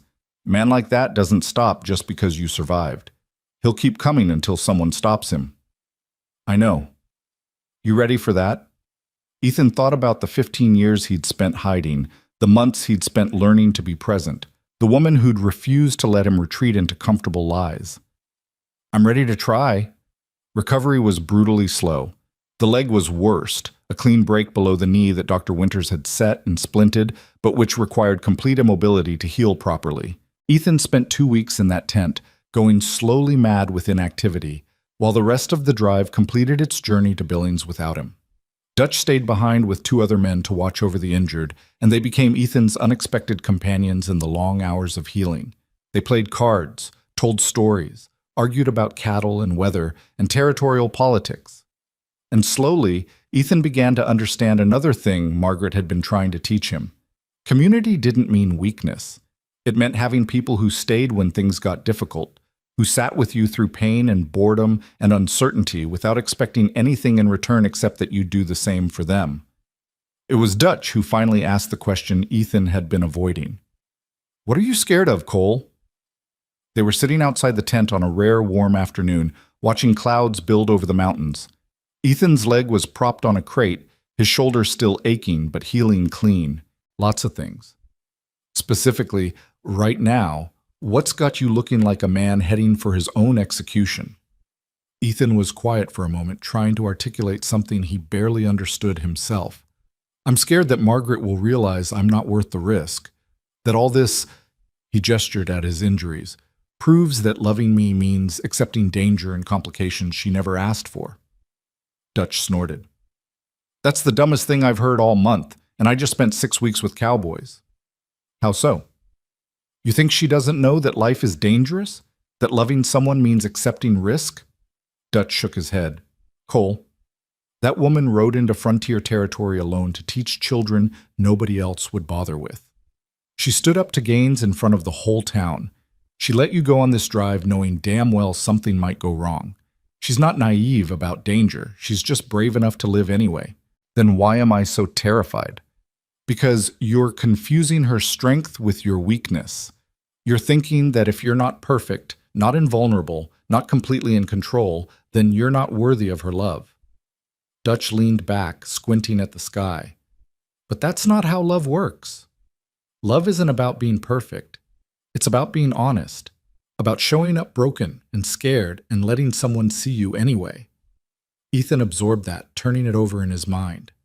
All his life, he'd believed survival meant self-sufficiency, that needing anyone was weakness, that showing vulnerability was inviting destruction. But Margaret had never asked him to be perfect, had never demanded invulnerability.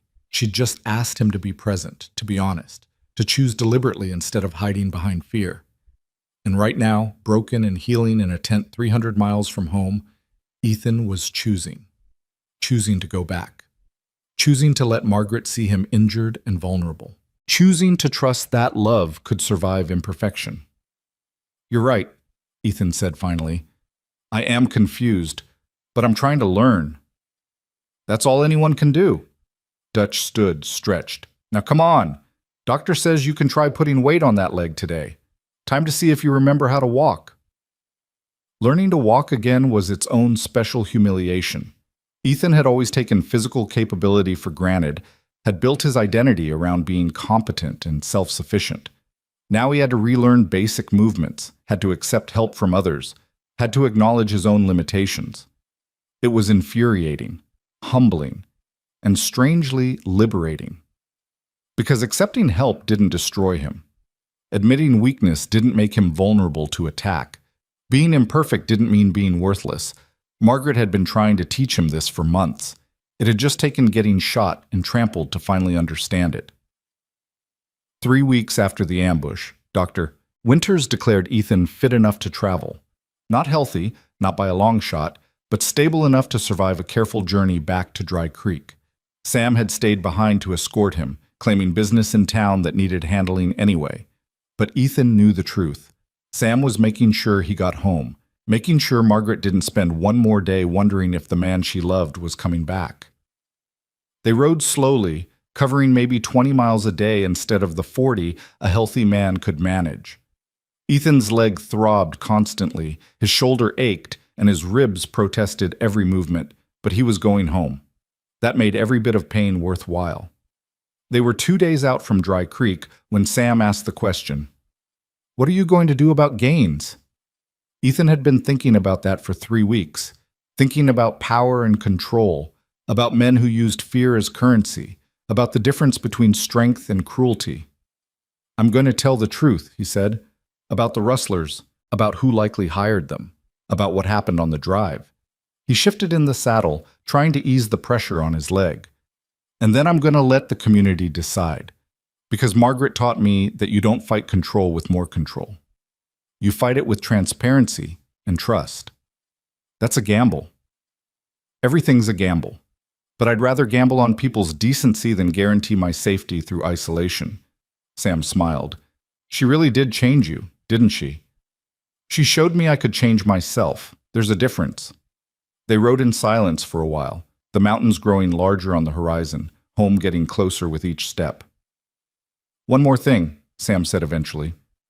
When you see Margaret and she sees you looking like you lost a fight with a threshing machine, don't apologize. Why not? Because apologizing suggests you did something wrong. You didn't. You made a choice. Things went bad, but you survived and you're coming back. That's not something to apologize for. That's something to celebrate.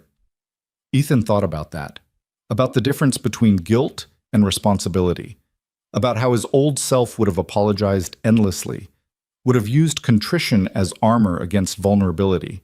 But Margaret didn't want armor. She wanted honesty. All right, Ethan agreed. No apologies, just truth. Now you're learning.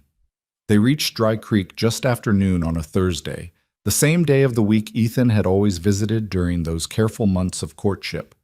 The town looked unchanged, same buildings, same streets, same rhythm of frontier life continuing regardless of individual drama.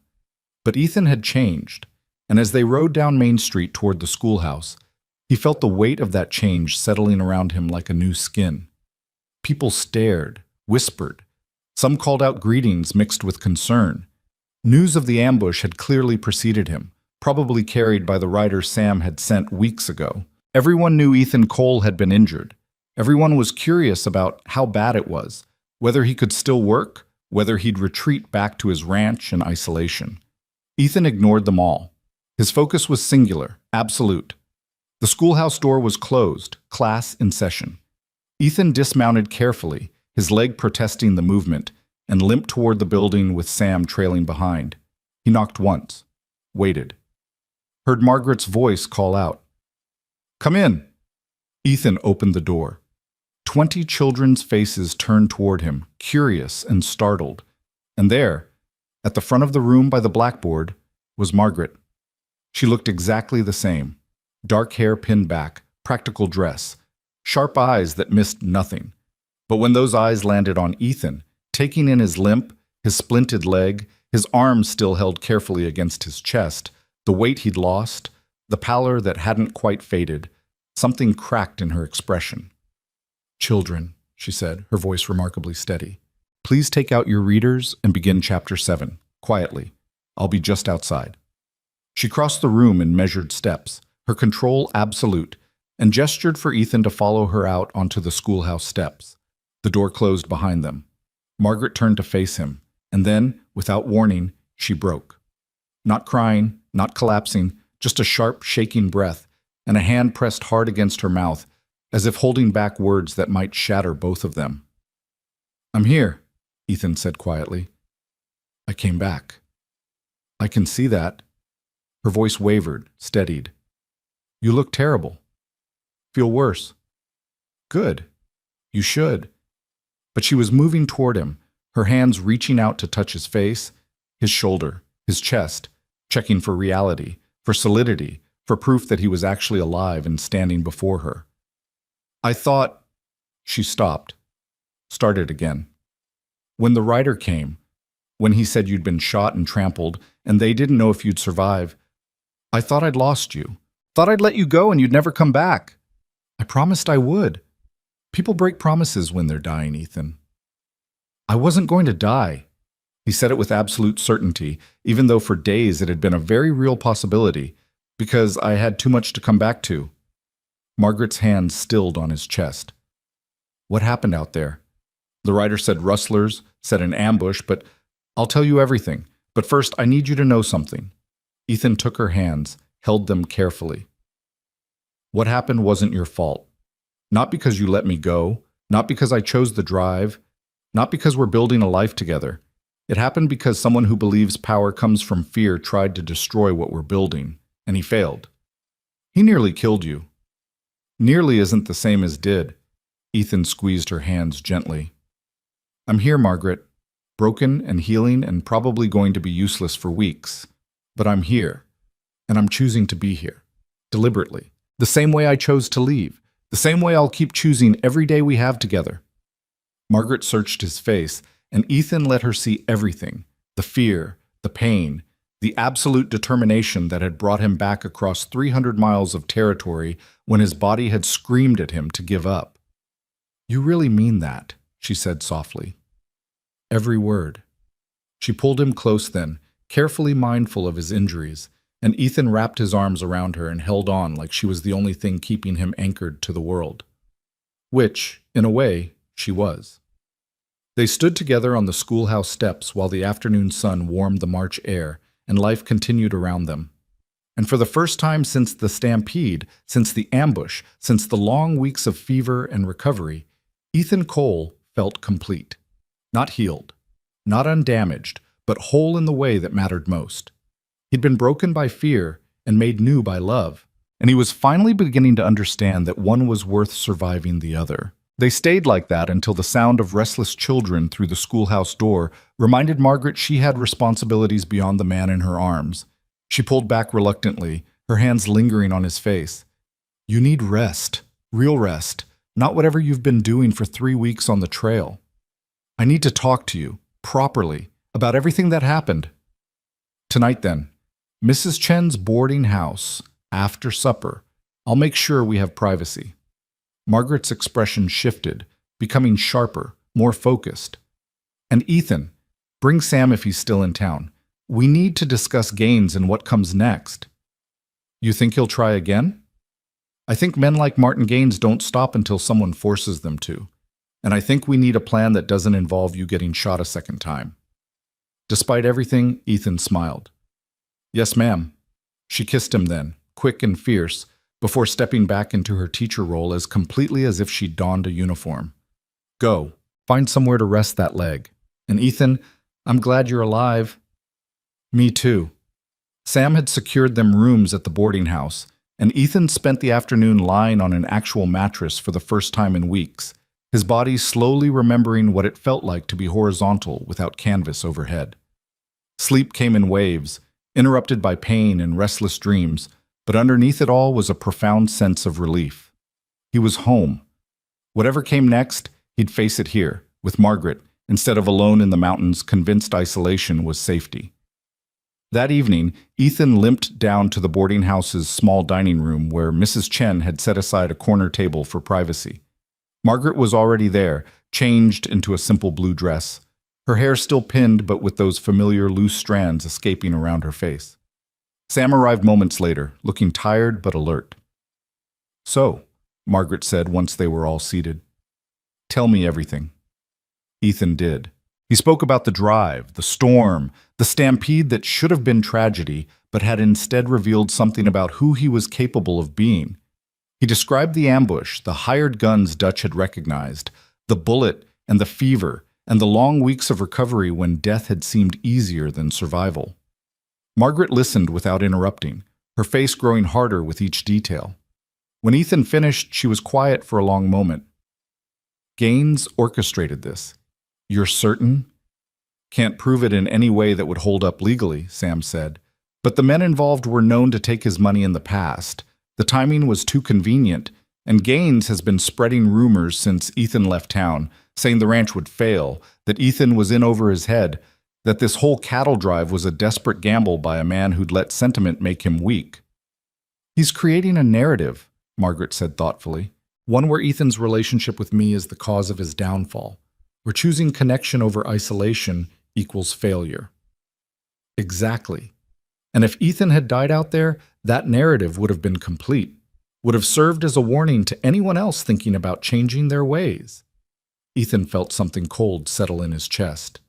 This isn't just about me and you, is it? It's bigger than that. Much bigger, Margaret agreed. Gaines represents a particular kind of frontier masculinity, One that says strength comes from domination, control, and emotional isolation. You represent something different, something that threatens the entire structure of power he's built his life around. What do we do about it? We tell the truth, publicly, completely. We expose what happened on that drive, who was likely responsible, and why it matters. Margaret leaned forward, her voice intense. But more importantly, we show that you survived, that choosing vulnerability didn't destroy you, that love and connection can coexist with strength and capability. Sam nodded slowly. There's a town meeting next week. We could bring it up then, force Gaines to respond in front of the whole community. He'll deny everything, Ethan said. Of course he will. But denial isn't the same as disproving. If we present the facts clearly, the timeline, the hired guns Dutch recognized, the pattern of harassment toward Margaret, people will draw their own conclusions. It was a risk, a significant one. Confronting Gaines publicly could backfire spectacularly, could turn the town against them, could result in violence that would make the ambush look gentle. But the alternative was letting fear dictate their choices, was allowing Gaines to control the narrative through intimidation and lies, was proving that his way, isolation, dominance, emotional emptiness, was the only viable path to survival. All right, Ethan said, we do it. But Margaret, this could get ugly. If Gaines feels cornered, then he'll lash out. Yes, I'm aware. Her eyes were hard, determined.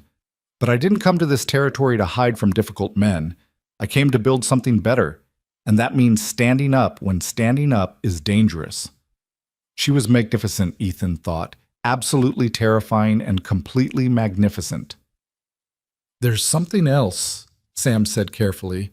The drive money. We lost 70 head, which means the profit is significantly reduced. Not enough to ruin you, Ethan, but enough that you'll need to make some hard choices about the ranch's future. Ethan had been avoiding thinking about this, had pushed it aside while dealing with more immediate concerns like staying alive. But Sam was right. The financial reality was unavoidable. How bad? Bad enough that keeping 2 full-time hands year-round isn't sustainable. You'll need to scale back, at least temporarily, maybe permanently, depending on how next year goes. Which meant the plan he'd made before leaving, the plan to hire help so he could spend more time in town with Margaret, was no longer viable. At least not in the way he'd imagined. Margaret was watching him carefully. What are you thinking? That I might have to choose after all, between the ranch and being here. The words tasted bitter. Not because I want to, but because I can't afford not to. Or, Margaret said slowly, we find a different way. What do you mean? She glanced at Sam, who nodded as if they'd already discussed this. What if you didn't try to maintain the ranch exactly as it is? What if you adapted it, made it smaller, more manageable, something one person could handle most of the year with help only during critical seasons? That would mean selling off a significant portion of the herd, maybe some of the land. Yes. It would also mean accepting that you can't control everything, can't maintain perfect independence, can't keep pretending you're the same man who bought that land 15 years ago. Ethan felt something shifting inside him. The ranch had been his identity for so long, the physical manifestation of his belief that isolation equaled survival. Letting go of part of it felt like admitting defeat, but maybe it wasn't defeat. Maybe it was evolution. I built that place to be self-sufficient, he said quietly, to prove I didn't need anyone or anything, to create a fortress where loss couldn't touch me. I know, Margaret said gently, but you're not that person anymore, and the ranch doesn't have to be a fortress. It can be something else, a home, a livelihood, a resource, but not a prison. The truth of it was undeniable. Ethan had changed. The man who'd saved Billy during the stampede, who'd fought through fever because he had someone to return to, who was sitting here now planning to confront Gaines publicly, that man didn't need a fortress. It would be a significant change, Sam said, but Ethan, you'd still own land, still have cattle, still have your independence, just not at the cost of everything else. Would it be enough? Financially? To support yourself? Yes. To support a family? Sam paused meaningfully. Eventually, Yes, with careful management and Margaret's teaching salary. A family. The word hung in the air between them, heavy with implication. Ethan looked at Margaret, saw something vulnerable in her expression despite her usual composure. "We haven't talked about that," she said. "About marriage, about children, about what we're actually building here." "No, we haven't." Ethan reached across the table, took her hand. "But I think it's time we did." Sam stood, suddenly very interested in something across the room. "I'll just go check on something. Elsewhere. You two talk." He disappeared quickly, leaving Ethan and Margaret alone in the corner of the dining room with the weight of the future pressing down on them. "I want to marry you," Ethan said. Simple. Direct. True. "I wanted to ask properly, romantically, when I got back from the drive. Had a whole plan involving the creek and the cottonwoods and probably making a fool of myself." Margaret's lips twitched. "And now? Now I'm sitting here broken and uncertain about the future, and I still want to marry you. Which seems more honest, actually." "It does." She studied their joined hands.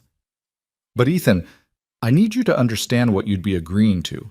I'm not going to stop teaching. I'm not going to become some quiet rancher's wife who stays home and keeps house and asks no questions. I'm going to keep pushing you, keep challenging the town, keep demanding that people live up to their potential instead of their fears. I know. I'm going to want children, at least one, maybe more, and I'm going to raise them to think critically, to question authority, to believe that strength and vulnerability can coexist. Good. I'm going to disagree with you, frequently, sometimes loudly. I'm not easy, Ethan. I never have been." "Margaret," he squeezed her hand, waiting until she looked up at him. "I don't want easy. I want you, exactly as you are. Sharp and stubborn and completely unwilling to accept comfortable lies. Even when it's inconvenient? Especially then." She was quiet for a long moment, her dark eyes searching his face. "Ask me properly then. Right now, in this boarding house, with you looking half dead and me looking exhausted. Ask me honestly." Ethan took a breath, let it out, made himself be completely present in this moment, not planning ahead, not calculating outcomes, not protecting himself against potential loss. "Margaret Hale, will you marry me? Will you build a life with me that's honest and difficult and probably chaotic? Will you help me learn how to be present instead of protected, how to choose deliberately instead of hiding behind fear? Will you trust me enough to let me fail sometimes, as long as I keep trying?" Margaret's eyes were bright. "Yes, to all of it, as long as you promise to do the same for me." "I promise." "Then yes, Ethan Cole, I'll marry you." He kissed her then, right there in Mrs. Chen's boarding house, with probably half the town able to see through the windows. Kissed her like she was the only thing keeping him tethered to the world, because in many ways, she was. When they finally parted, Margaret was smiling, that rare, unguarded smile that Ethan had learned to treasure. "We should probably tell people," she said, eventually. "First, we need to deal with Gaines, get through the town meeting, make sure we're still alive and employed afterward." "Always so romantic." "I'm practical now. You taught me that." "I taught you to be honest. There's a difference." They stayed in the boarding house for another hour, talking through plans and possibilities. The wedding would be simple, practical. No elaborate ceremony, just vows exchanged in front of people they trusted. They'd live in town initially, in whatever space they could afford, and Ethan would ride out to the ranch as needed. Eventually, maybe they'd build a house that was closer to town, that could accommodate children and the life they were creating. It wasn't the future Ethan had imagined 15 years ago when he'd bought land and convinced himself isolation was strength. But it was real, honest, built on choice rather than fear, and that made it infinitely more valuable. The week leading up to the town meeting was strange. Word of Ethan's return and the engagement spread quickly, as news always did in small towns. Reactions were mixed. Some people offered congratulations and genuine happiness. Others were skeptical, worried, convinced this was a recipe for disaster. Martin Gaines said nothing publicly, which was more concerning than if he'd made threats. Silence from a man like that usually meant he was planning something. Ethan spent the time recovering, his legs slowly strengthening, his shoulder healing clean under Dr. Winter's instructions. Margaret brought him books from the schoolhouse, and they spent evenings reading together in the boarding house parlor, existing in companionable silence that felt more intimate than conversation. But underneath the peaceful routine was tension. Both of them knew the confrontation was coming, knew that Gaines wouldn't simply accept public accusation without retaliation. "Whatever happens at that meeting," Margaret said the night before, "we stay together. Physically, I mean. Don't let him separate us. Don't let him isolate either of us." "You think he'll try something during the meeting?" "I think desperate men do desperate things, and we're about to make him very desperate." The meeting was held on a Saturday evening in the largest building in town, the church that doubled as a community hall. By the time Ethan and Margaret arrived, walking in together with Sam flanking them protectively, the room was already packed. Every rancher, shopkeeper, and concerned citizen in the territory seemed to be present. Gaines was there too, sitting in the front row with his supporters clustered around him like a private army. When he saw Ethan, his expression flickered. Surprise, quickly masked, followed by something harder. Calculation. Sam had arranged for Dutch Keller to attend, and the grizzled trail boss stood near the back wall, his presence a silent testament to everything that had happened on the drive. A few other men from the cattle drive had come too, men who'd seen the ambush, who'd helped Ethan survive. The meeting started with routine business: water rights, road maintenance, territorial taxes. Ethan sat with Margaret's hand in his, feeling his heart rate climbing as they approached the moment when Sam would bring up what really mattered. Finally, Sam stood. "Before we conclude, there's something the community needs to hear about the cattle drive, about what really happened out there." The room went silent. Sam spoke clearly, methodically, laying out the facts. The storm, the stampede, Ethan's injury saving Billy, and then the ambush, the hired guns, the timing, the clear evidence of planning and coordination. "Dutch Keller recognized two of the men involved," Sam said. "Known criminals who've worked for certain parties in this territory before. This wasn't random violence. It was organized, deliberate, an attempt to destroy a man's livelihood and possibly his life." Gaines stood. "That's a serious accusation, Hewitt. I hope you have proof." "I have witness testimony. I have the physical evidence of Ethan's injuries. I have the fact that those hired guns disappeared immediately after the attack, which suggests they had somewhere safe to run to. None of that proves anything about who hired them." "No," Sam agreed. "But it does establish a pattern. Ethan starts courting Margaret. Gaines expresses interest in Margaret. Margaret rejects Gaines. Suddenly, Margaret's brake line is cut. Then Ethan announces he's restructuring his life to be present in town. Suddenly, he's ambushed during a critical cattle drive. Either that's remarkable coincidence or it's calculated intimidation." Murmurs rippled through the crowd. People were making connections, reassessing old assumptions. Gaines's face had gone red. "You're accusing me of attempted murder based on coincidence and speculation. I'm asking the community to notice patterns and draw their own conclusions."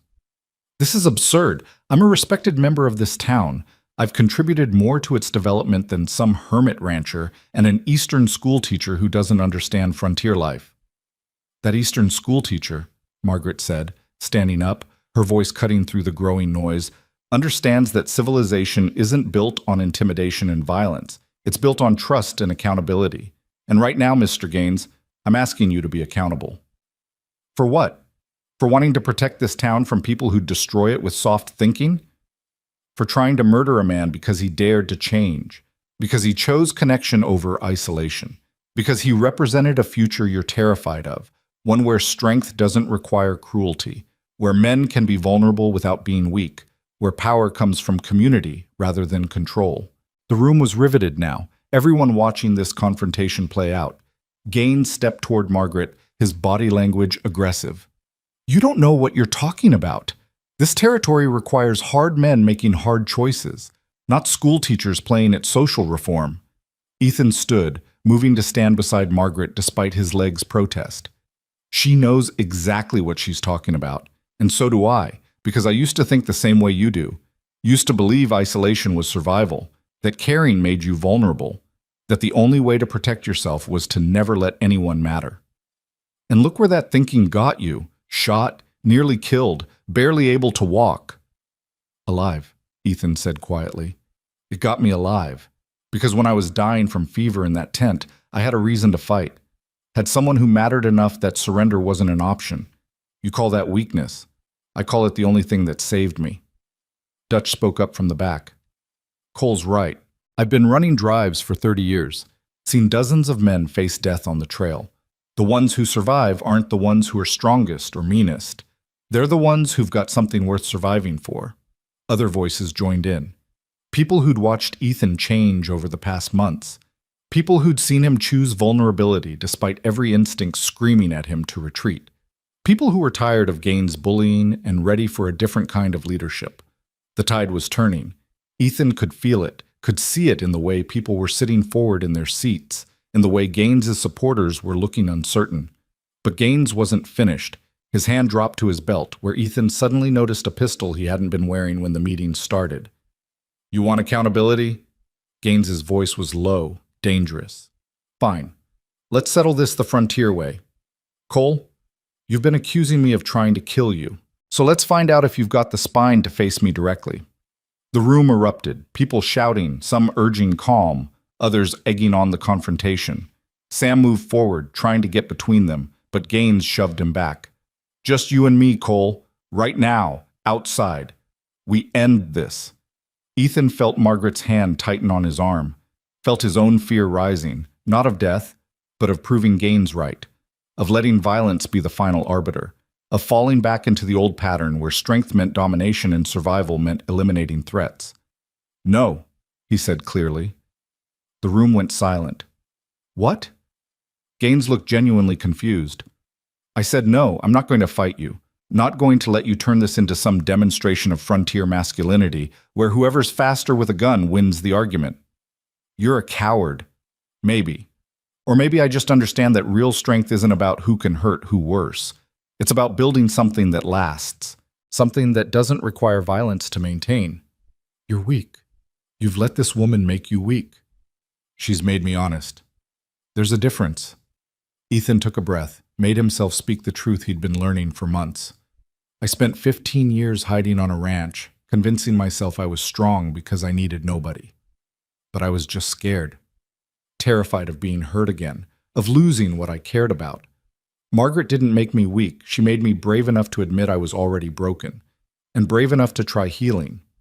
Gaines stared at him, comprehension finally dawning. You really believe that? You actually think refusing to defend yourself is courage? I think defending myself doesn't require killing you. I think I can stand here, injured and imperfect and completely vulnerable, and that doesn't mean I've lost. It means I've chosen a different battlefield. For a long moment, nobody moved. The entire room was frozen, watching this confrontation that had started as violence and transformed into something else entirely. Then Dutch spoke again. He's right, Gaines. You can shoot him if you want. Prove you're faster, prove you're willing to kill. But it won't change what everyone here just witnessed. Won't erase the fact that Cole stood here and chose honesty over violence, and won't stop the rest of us from holding you accountable for what you've done. Other voices joined in. Agreement. Support. A collective decision that violence wasn't acceptable, that Gaines' way wasn't the only way, that maybe this territory could build something better than fear and domination. Gaines looked around at the room, saw his power evaporating, and something crumbled in his expression. He wasn't going to shoot. Not here, not now, not with dozens of witnesses and a community that had suddenly decided they were tired of being controlled. You're all fools, he said finally. This town will collapse without strong leadership, without men willing to do what's necessary. Then maybe we don't need strong leadership, Margaret said. Maybe we need honest leadership. Maybe we need people who are willing to be vulnerable enough to admit when they're wrong, brave enough to change, and committed enough to build something based on trust rather than fear. Gaines holstered his pistol, his movements stiff with fury. He walked toward the door, his remaining supporters trailing behind him. At the threshold, he turned back. This isn't over. Yes, Ethan said quietly. It is. You just don't know it yet. Gaines left. The door slammed behind him, and the room erupted into conversation, excited, relieved, overwhelmed. Sam moved to Ethan's side.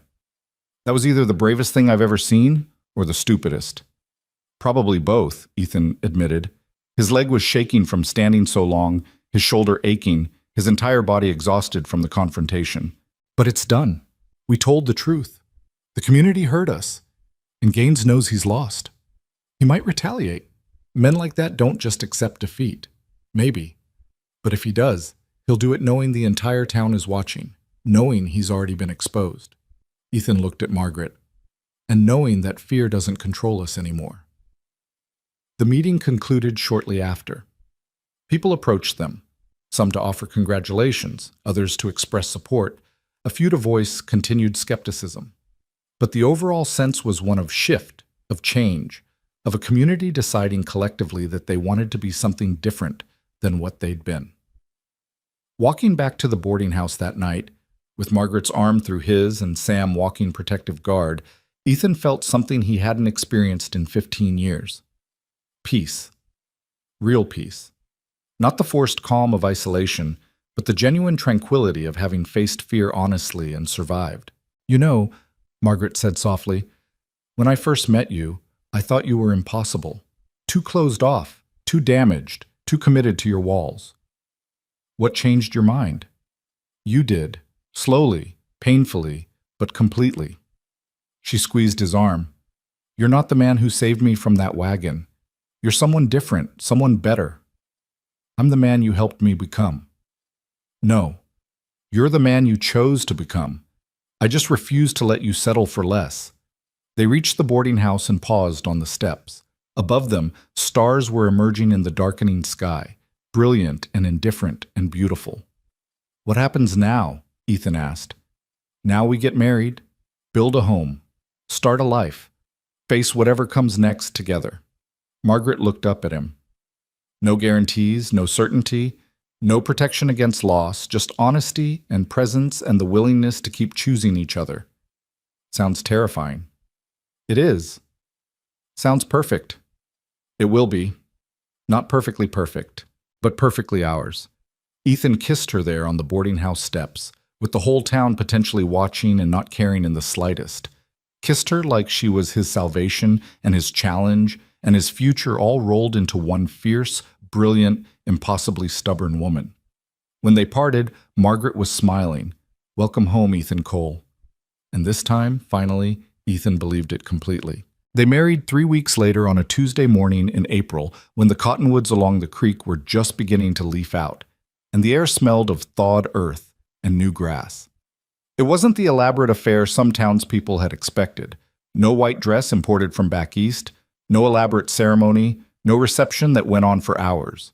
Just Margaret in a simple gray dress she'd sewn herself, Ethan in his cleanest shirt and vest, and 20 people gathered in the schoolhouse where they'd first begun learning how to be honest with each other.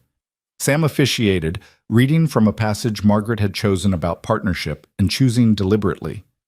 Dutch stood as witness, along with Mrs. Chen and half a dozen students who'd begged to attend. Billy was there too, the young man Ethan had saved during the stampede, his presence a quiet reminder of what courage actually looked like.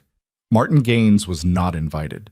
He'd left town 2 days after the confrontation at the meeting, selling his land to a consortium of smaller ranchers and disappearing toward Helena with bitter promises that the territory would regret its softness. Some of his supporters had gone with him. Others had stayed, quietly reassessing their positions now that the man who'd defined frontier masculinity for them had proven less invincible than they'd believed. When it came time for vows, Ethan took Margaret's hands and spoke the words they'd written together the night before. I promise to be present, to choose you deliberately every day, even when it's difficult, to be honest about my fears instead of hiding behind them, to build a life with you that's based on trust rather than control, on vulnerability rather than strength, on partnership rather than dominance. Margaret's eyes were bright as she responded, I promise to challenge you, to never let you retreat into comfortable silence, to demand that you live fully instead of merely surviving, to be your partner in building something real, messy and complicated and absolutely worth every risk. They exchanged simple gold bands that Ethan had commissioned from the town's metalsmith, engraved on the inside with a single word, choose. A reminder that love wasn't something that happened to you, but something you decided on repeatedly, deliberately, in the face of fear and uncertainty and all the ways the world tried to convince you isolation was safer. When Sam pronounced them married, Ethan kissed his wife with a sense of rightness that felt like coming home after a lifetime of wandering. The gathered witnesses cheered, the students giggled, and somewhere in the back Mrs. Chen was definitely crying despite her insistence that she never got emotional at weddings. The reception was held in the boarding house dining room, where Mrs. Chen had prepared an elaborate meal that probably violated several contracts about appropriate use of communal space. But nobody complained. The town had watched Ethan and Margaret's relationship develop with varying degrees of skepticism and support, and now that they'd actually married, there was a collective sense that maybe different wasn't dangerous. Maybe change was possible. Maybe the frontier could be more than just survival. Dutch raised a glass during the informal toasts. Known a lot of cowboys in my time, most of them tough as leather and about as flexible. But Cole here, he gestured toward Ethan with his whiskey. He figured out what most men never learn, that real strength isn't about never bending. It's about bending without breaking, about being honest enough to admit you need help, brave enough to accept it, and stubborn enough to keep trying even when it's hard. "Hear, hear," Sam called out, and others joined in. Ethan stood, his legs still healing but stronger now, and looked around at the faces of people who'd become something more than neighbors, something closer to community. "I don't have a fancy speech," he said. "Never been good with words the way Margaret is. But I want to thank everyone here for not giving up on me when I'd given up on myself. For showing me that isolation isn't the same as safety. For teaching me," he glanced at Margaret, "for forcing me to learn that living means risking loss. And that's not weakness. That's courage." Margaret stood beside him, her hand finding his. "And I want to thank this town for taking a chance on an opinionated schoolteacher who didn't fit the mold. For letting me teach your children that thinking critically isn't disrespectful. For showing me that the frontier isn't just a place of violence and hardship. It's a place where people can choose to build something better." They sat down to applause, and the celebration continued into the afternoon. Children ran between tables. Adults argued good-naturedly about politics and weather. And somewhere in the comfortable chaos, Ethan felt the last piece of his old self finally let go. He wasn't the man who'd bought land 15 years ago, convinced solitude was survival. He wasn't even the man who'd stopped a runaway wagon last October out of reflex rather than deliberate choice. He was someone new, forged through pain and love, and the relentless honesty of a woman who'd refused to let him hide. That night, in the small room they'd rented on the second floor of the boarding house, Margaret unpinned her hair and turned to face him. "Are you scared?" "Terrified," Ethan admitted. "But not of you, of failing you, of not being the partner you deserve." "Good. Because I'm scared too. Scared I'll push too hard, demand too much, forget that you're still learning how to be present." She moved closer. "But Ethan, we don't have to be perfect. We just have to be honest. I can do honest. I know. That's why I married you." They made love slowly, carefully, mindful of Ethan's still healing injuries and the newness of this intimacy. It wasn't the passionate collision Margaret had read about in novels or the expert performance Ethan had worried he couldn't provide. It was awkward and tender and completely real. Two people learning each other's bodies and boundaries, making mistakes and adjusting, laughing at their own nervousness. Afterward, lying in the dark with Margaret's head on his shoulder, Ethan felt more vulnerable than he'd ever been in his life. And for once, vulnerability didn't feel like weakness. It felt like trust. "I love you," he said quietly. "I don't say it enough, but I do." "I know, you show it in other ways, but I like hearing it too. I'll try to say it more." "Good, because I love you too. Even when you're stubborn and closed off and convinced you need to protect me from things I can handle myself." Ethan smiled in the darkness. "Especially then?" "Especially then." They fell asleep tangled together, and for the first time in 15 years, Ethan slept without nightmares. The months that followed were not easy. Marriage, as it turned out, required constant negotiation and adjustment. They argued about everything: where to live, how to split responsibilities, whether Ethan needed to check on the ranch as often as he thought he did. Margaret pushed him to be more present, to stop treating every trip to the ranch like an escape route. Ethan pushed back, trying to explain that some things required his personal attention, that delegating everything felt like abandoning responsibility. "You're doing it again," Margaret said one evening in June. They were in their small rented room, and Ethan had just announced he needed to spend 3 days at the ranch handling fence repairs. Doing what? Using the ranch as a shield, creating distance when things get difficult. The fences actually need repair, Margaret. That's not an excuse.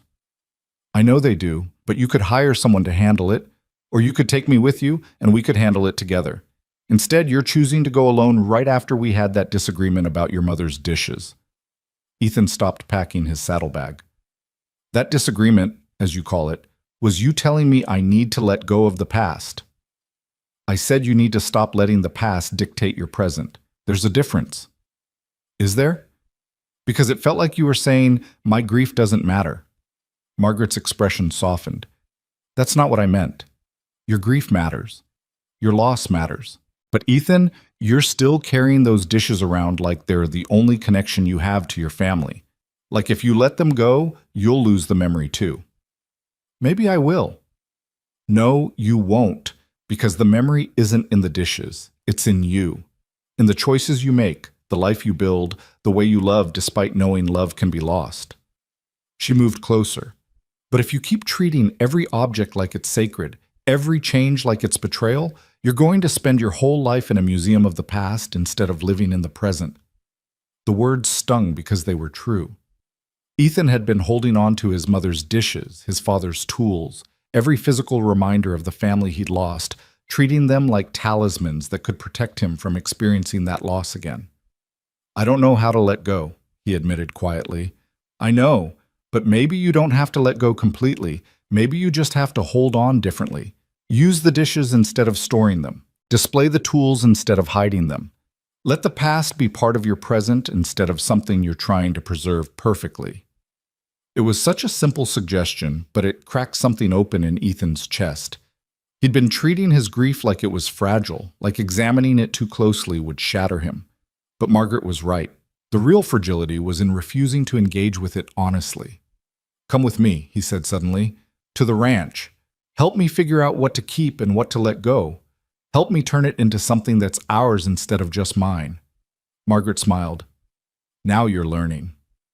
They spent 3 days at the ranch together, and it was the first time Margaret had seen the full scope of what Ethan had built over 15 years. She walked the fence lines with him, examined the modest herd he'd kept after selling off the majority, explored the small cabin that had been his home for so long.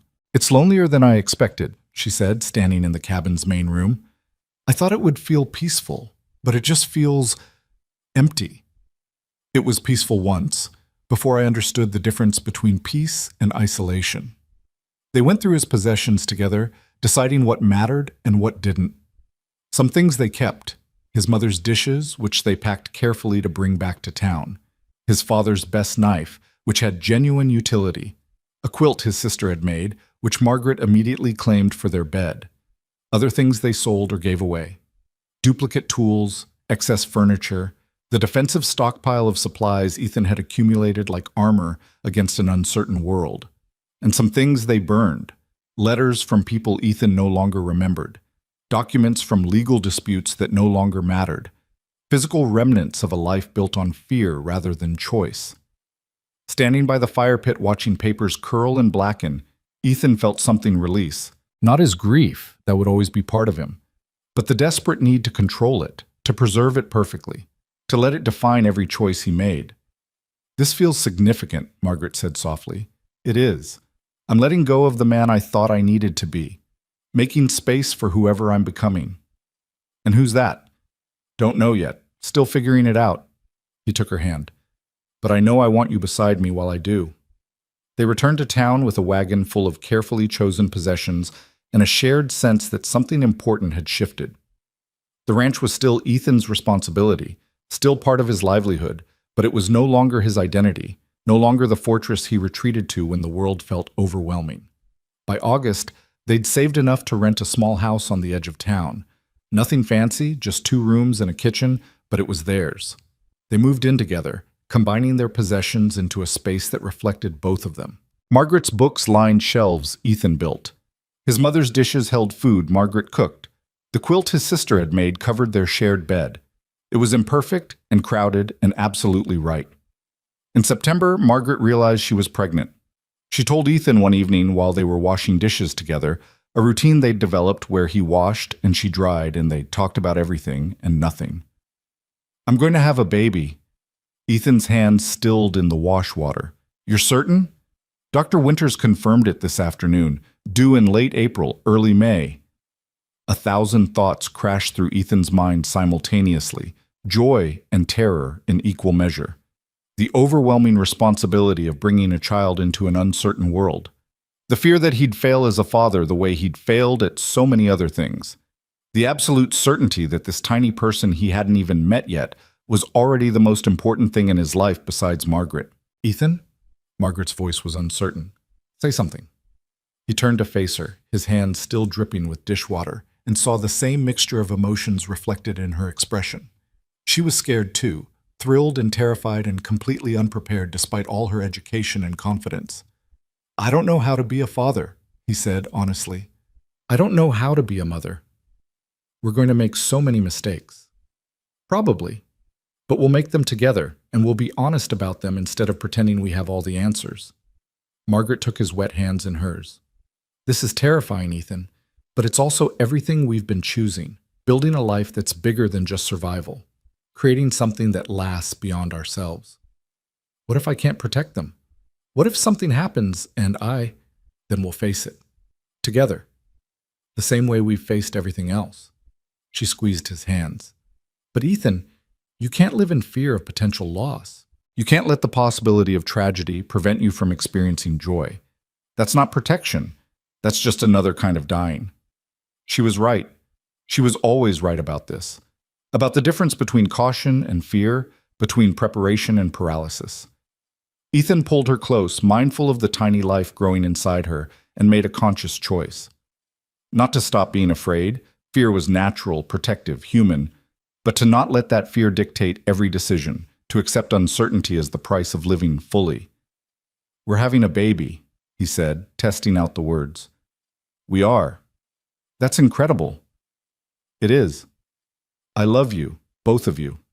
Margaret laughed, the sound bright with relief and joy. "We love you too." The pregnancy progressed through fall and into winter. Margaret continued teaching as long as she could, finally stepping back in February when her growing belly made it difficult to move between desks. The school board arranged for a temporary replacement, with the understanding that Margaret would return after the baby was old enough.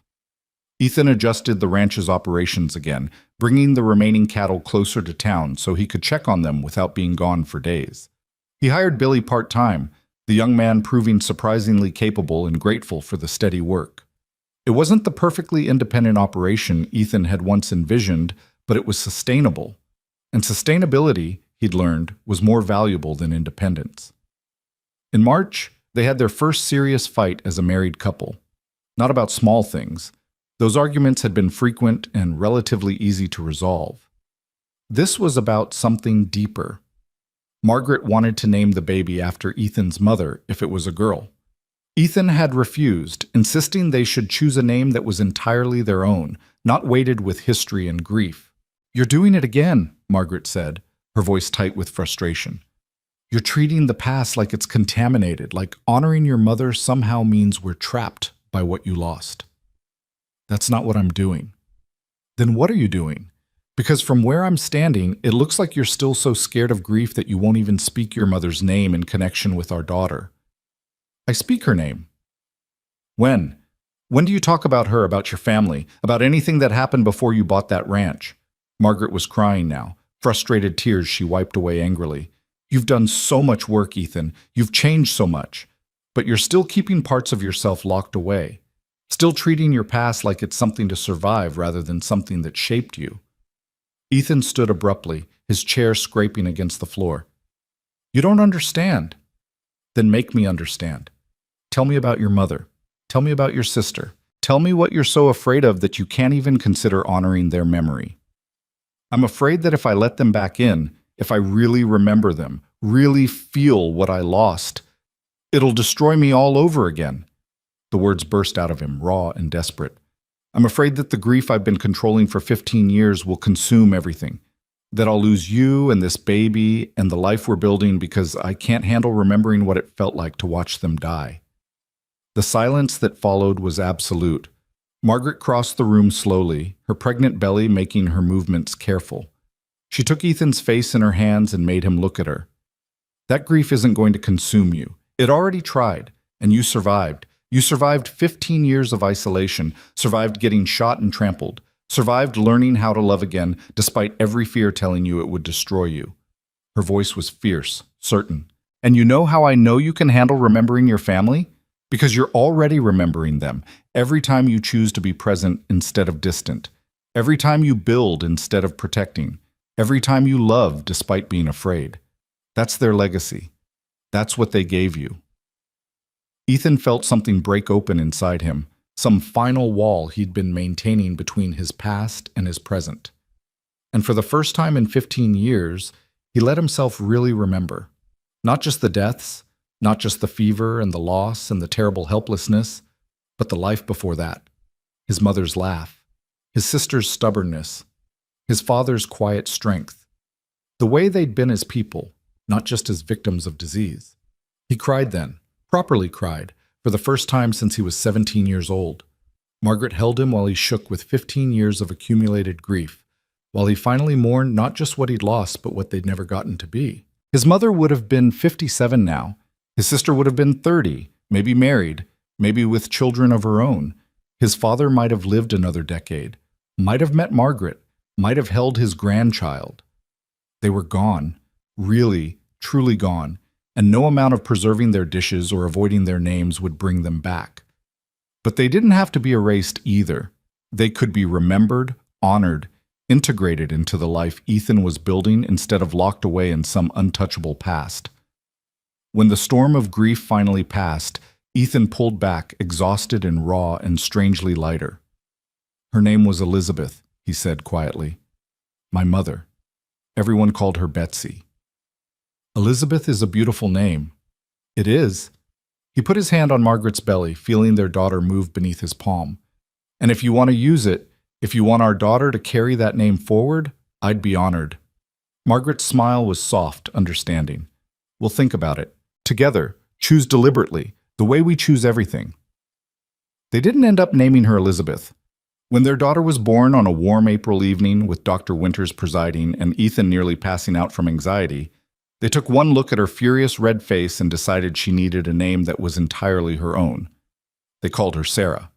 Strong and simple and carrying no weight except the future she'd built for herself.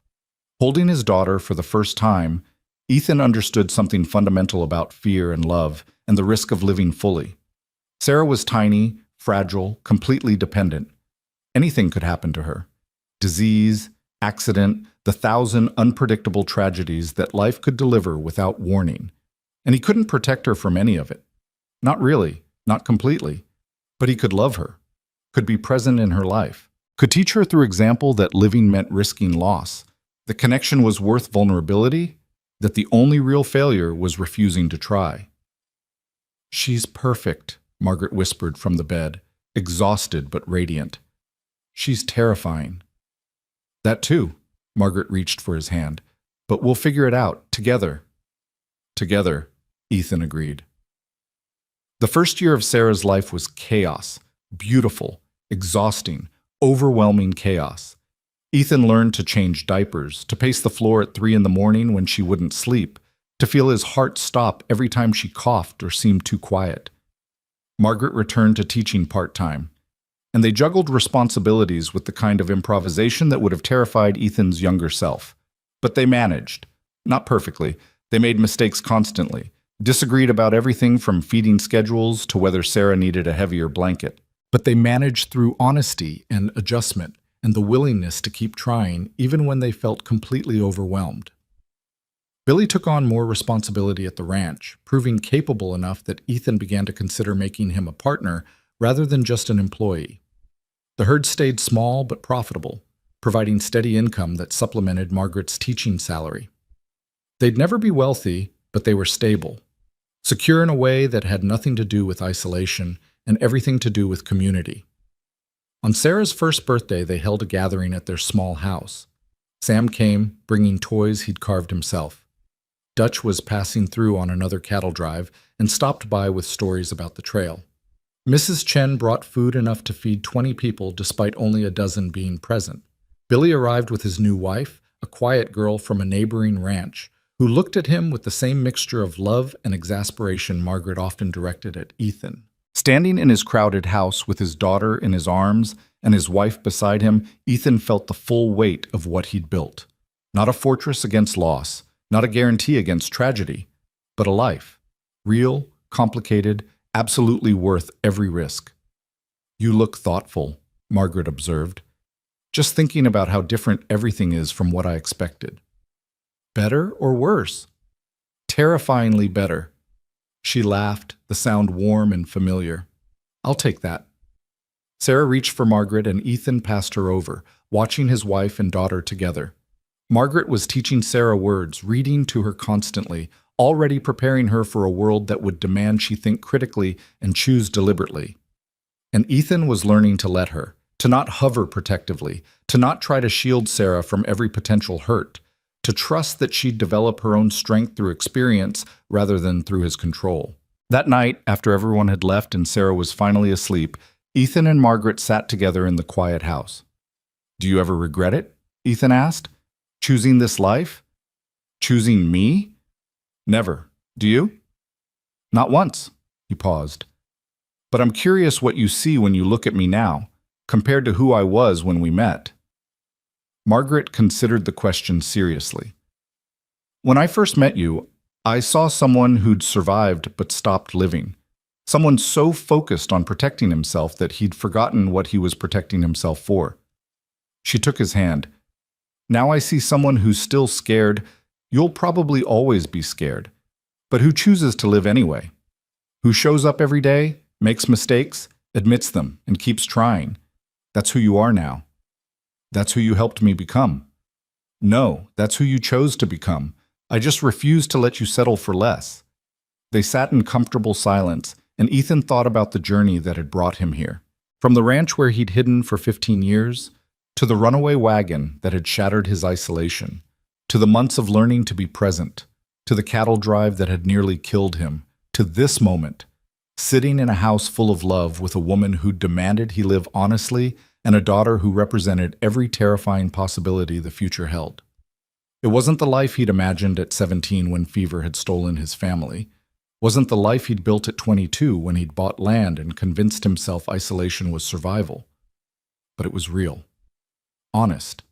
Built on choice rather than fear. 2 years later, Ethan stood at the edge of town watching new families arrive.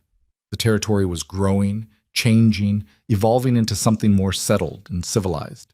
The schoolhouse had been expanded to accommodate more students. A proper doctor's office had been built to replace Dr. Winter's makeshift clinic. Plans were underway for a library, a town hall, maybe eventually a telegraph connection to the larger world. Martin Gaines had been right about one thing. The frontier was changing, but he'd been wrong about what that change meant. It wasn't weakness. It wasn't the death of strength and self-sufficiency. It was evolution. The recognition that community was more sustainable than isolation, that connection was more powerful than control, that building something together created more value than defending what you had alone. Margaret had been invited to sit on the school board, her opinions now valued rather than dismissed. Billy had bought a small piece of land adjacent to Ethan's ranch and was building his own operation with the skills Ethan had taught him. Sam was talking about running for territorial representative, claiming someone needed to advocate for communities over corporations. And Ethan was learning to be a father, a husband, a community member. Learning that you could be all those things and still be yourself. That vulnerability and strength weren't opposites, but partners. That the bravest thing a person could do was admit they needed others and accept help when it was offered. Sarah was 3 now, talking in full sentences and asking questions about everything. She had Margaret's sharp mind and Ethan's stubborn determination, and watching her navigate the world with fearless curiosity reminded Ethan daily why all of this mattered. "Papa, why are those people here?" Sarah asked, pointing at the new arrivals.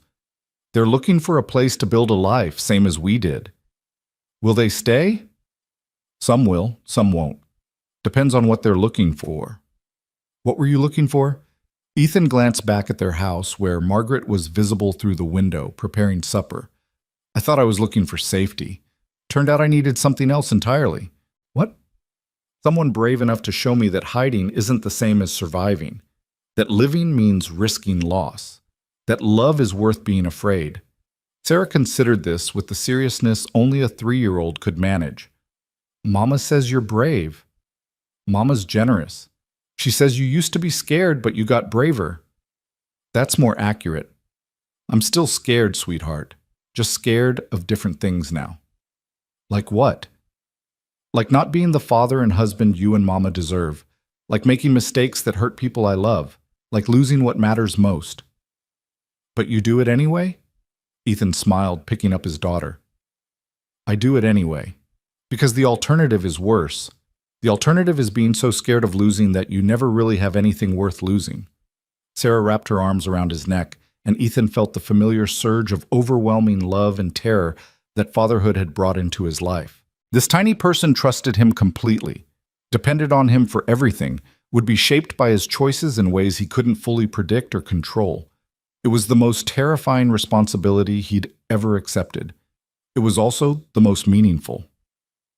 They walked back toward the house together, and Ethan thought about the man he'd been that October morning when a runaway wagon had changed everything. That man had believed love destroyed, that caring made you vulnerable, that the only survival was isolation. He'd been wrong about all of it. Love didn't destroy, fear did. Caring didn't make you vulnerable. Refusing to care made you hollow. And isolation wasn't survival. It was just slow death by degrees. Real survival meant choosing to live fully despite uncertainty, meant building connections knowing they could be broken, meant loving people knowing you could lose them, meant accepting that control was an illusion and the only real choice you had was whether to engage with life honestly or hide from it behind walls that couldn't actually protect you from anything that mattered. That evening, after Sarah was asleep and the house was quiet, Ethan and Margaret sat together on their small porch, watching the sun set over the mountains. "What are you thinking about?" Margaret asked. "About how you whispered that I was too beautiful for you." Margaret laughed. "I never said that. Not out loud, but I saw it in your eyes the first time you really looked at me, like you were surprised someone like me existed." I was surprised. You were so closed off, so determined to be alone. I couldn't understand why. She leaned against his shoulder. Took me months to realize you weren't choosing solitude. You were hiding from fear. And you couldn't let that stand. I couldn't watch another intelligent person destroy themselves with lies. Couldn't let you waste your life protecting a heart that had stopped beating. Ethan was quiet for a moment, absorbing those words the way he'd absorbed them the first time Margaret had said them. But now they carried different weight because his heart wasn't stopped anymore. It was beating fully, painfully, beautifully alive. "Thank you," he said quietly. "For what?" "For not giving up on me. For demanding I be honest even when it was easier to lie. For showing me that living means risking loss, and that's not weakness, that's courage." Margaret lifted her head to look at him. "You did the work, Ethan. You made the choices. You changed yourself. I just refused to let you settle. You did more than that. You saved me. No, you saved yourself. You just needed someone to believe you were worth saving." They sat together as the light faded and the stars emerged, and Ethan felt the completeness of this moment. Not perfect. Nothing was ever perfect. But real, honest, built on deliberate choice rather than desperate fear. He'd spent 15 years convinced that survival meant isolation. Had built a fortress around his heart and called it strength. Had believed that caring about anything or anyone was inviting destruction. Margaret had proven him wrong about all of it. Had shown him through patient, relentless honesty that real strength came from vulnerability. That survival wasn't enough. That a life worth living required risking everything you were afraid to lose. And now, sitting on this porch with his wife beside him and his daughter sleeping inside and a future stretching out before them full of uncertainty and possibility, Ethan Cole finally understood what it meant to choose life over fear. Not survival, but living. Really, fully, terrifyingly living. And it was worth every risk he'd ever taken. It was worth everything.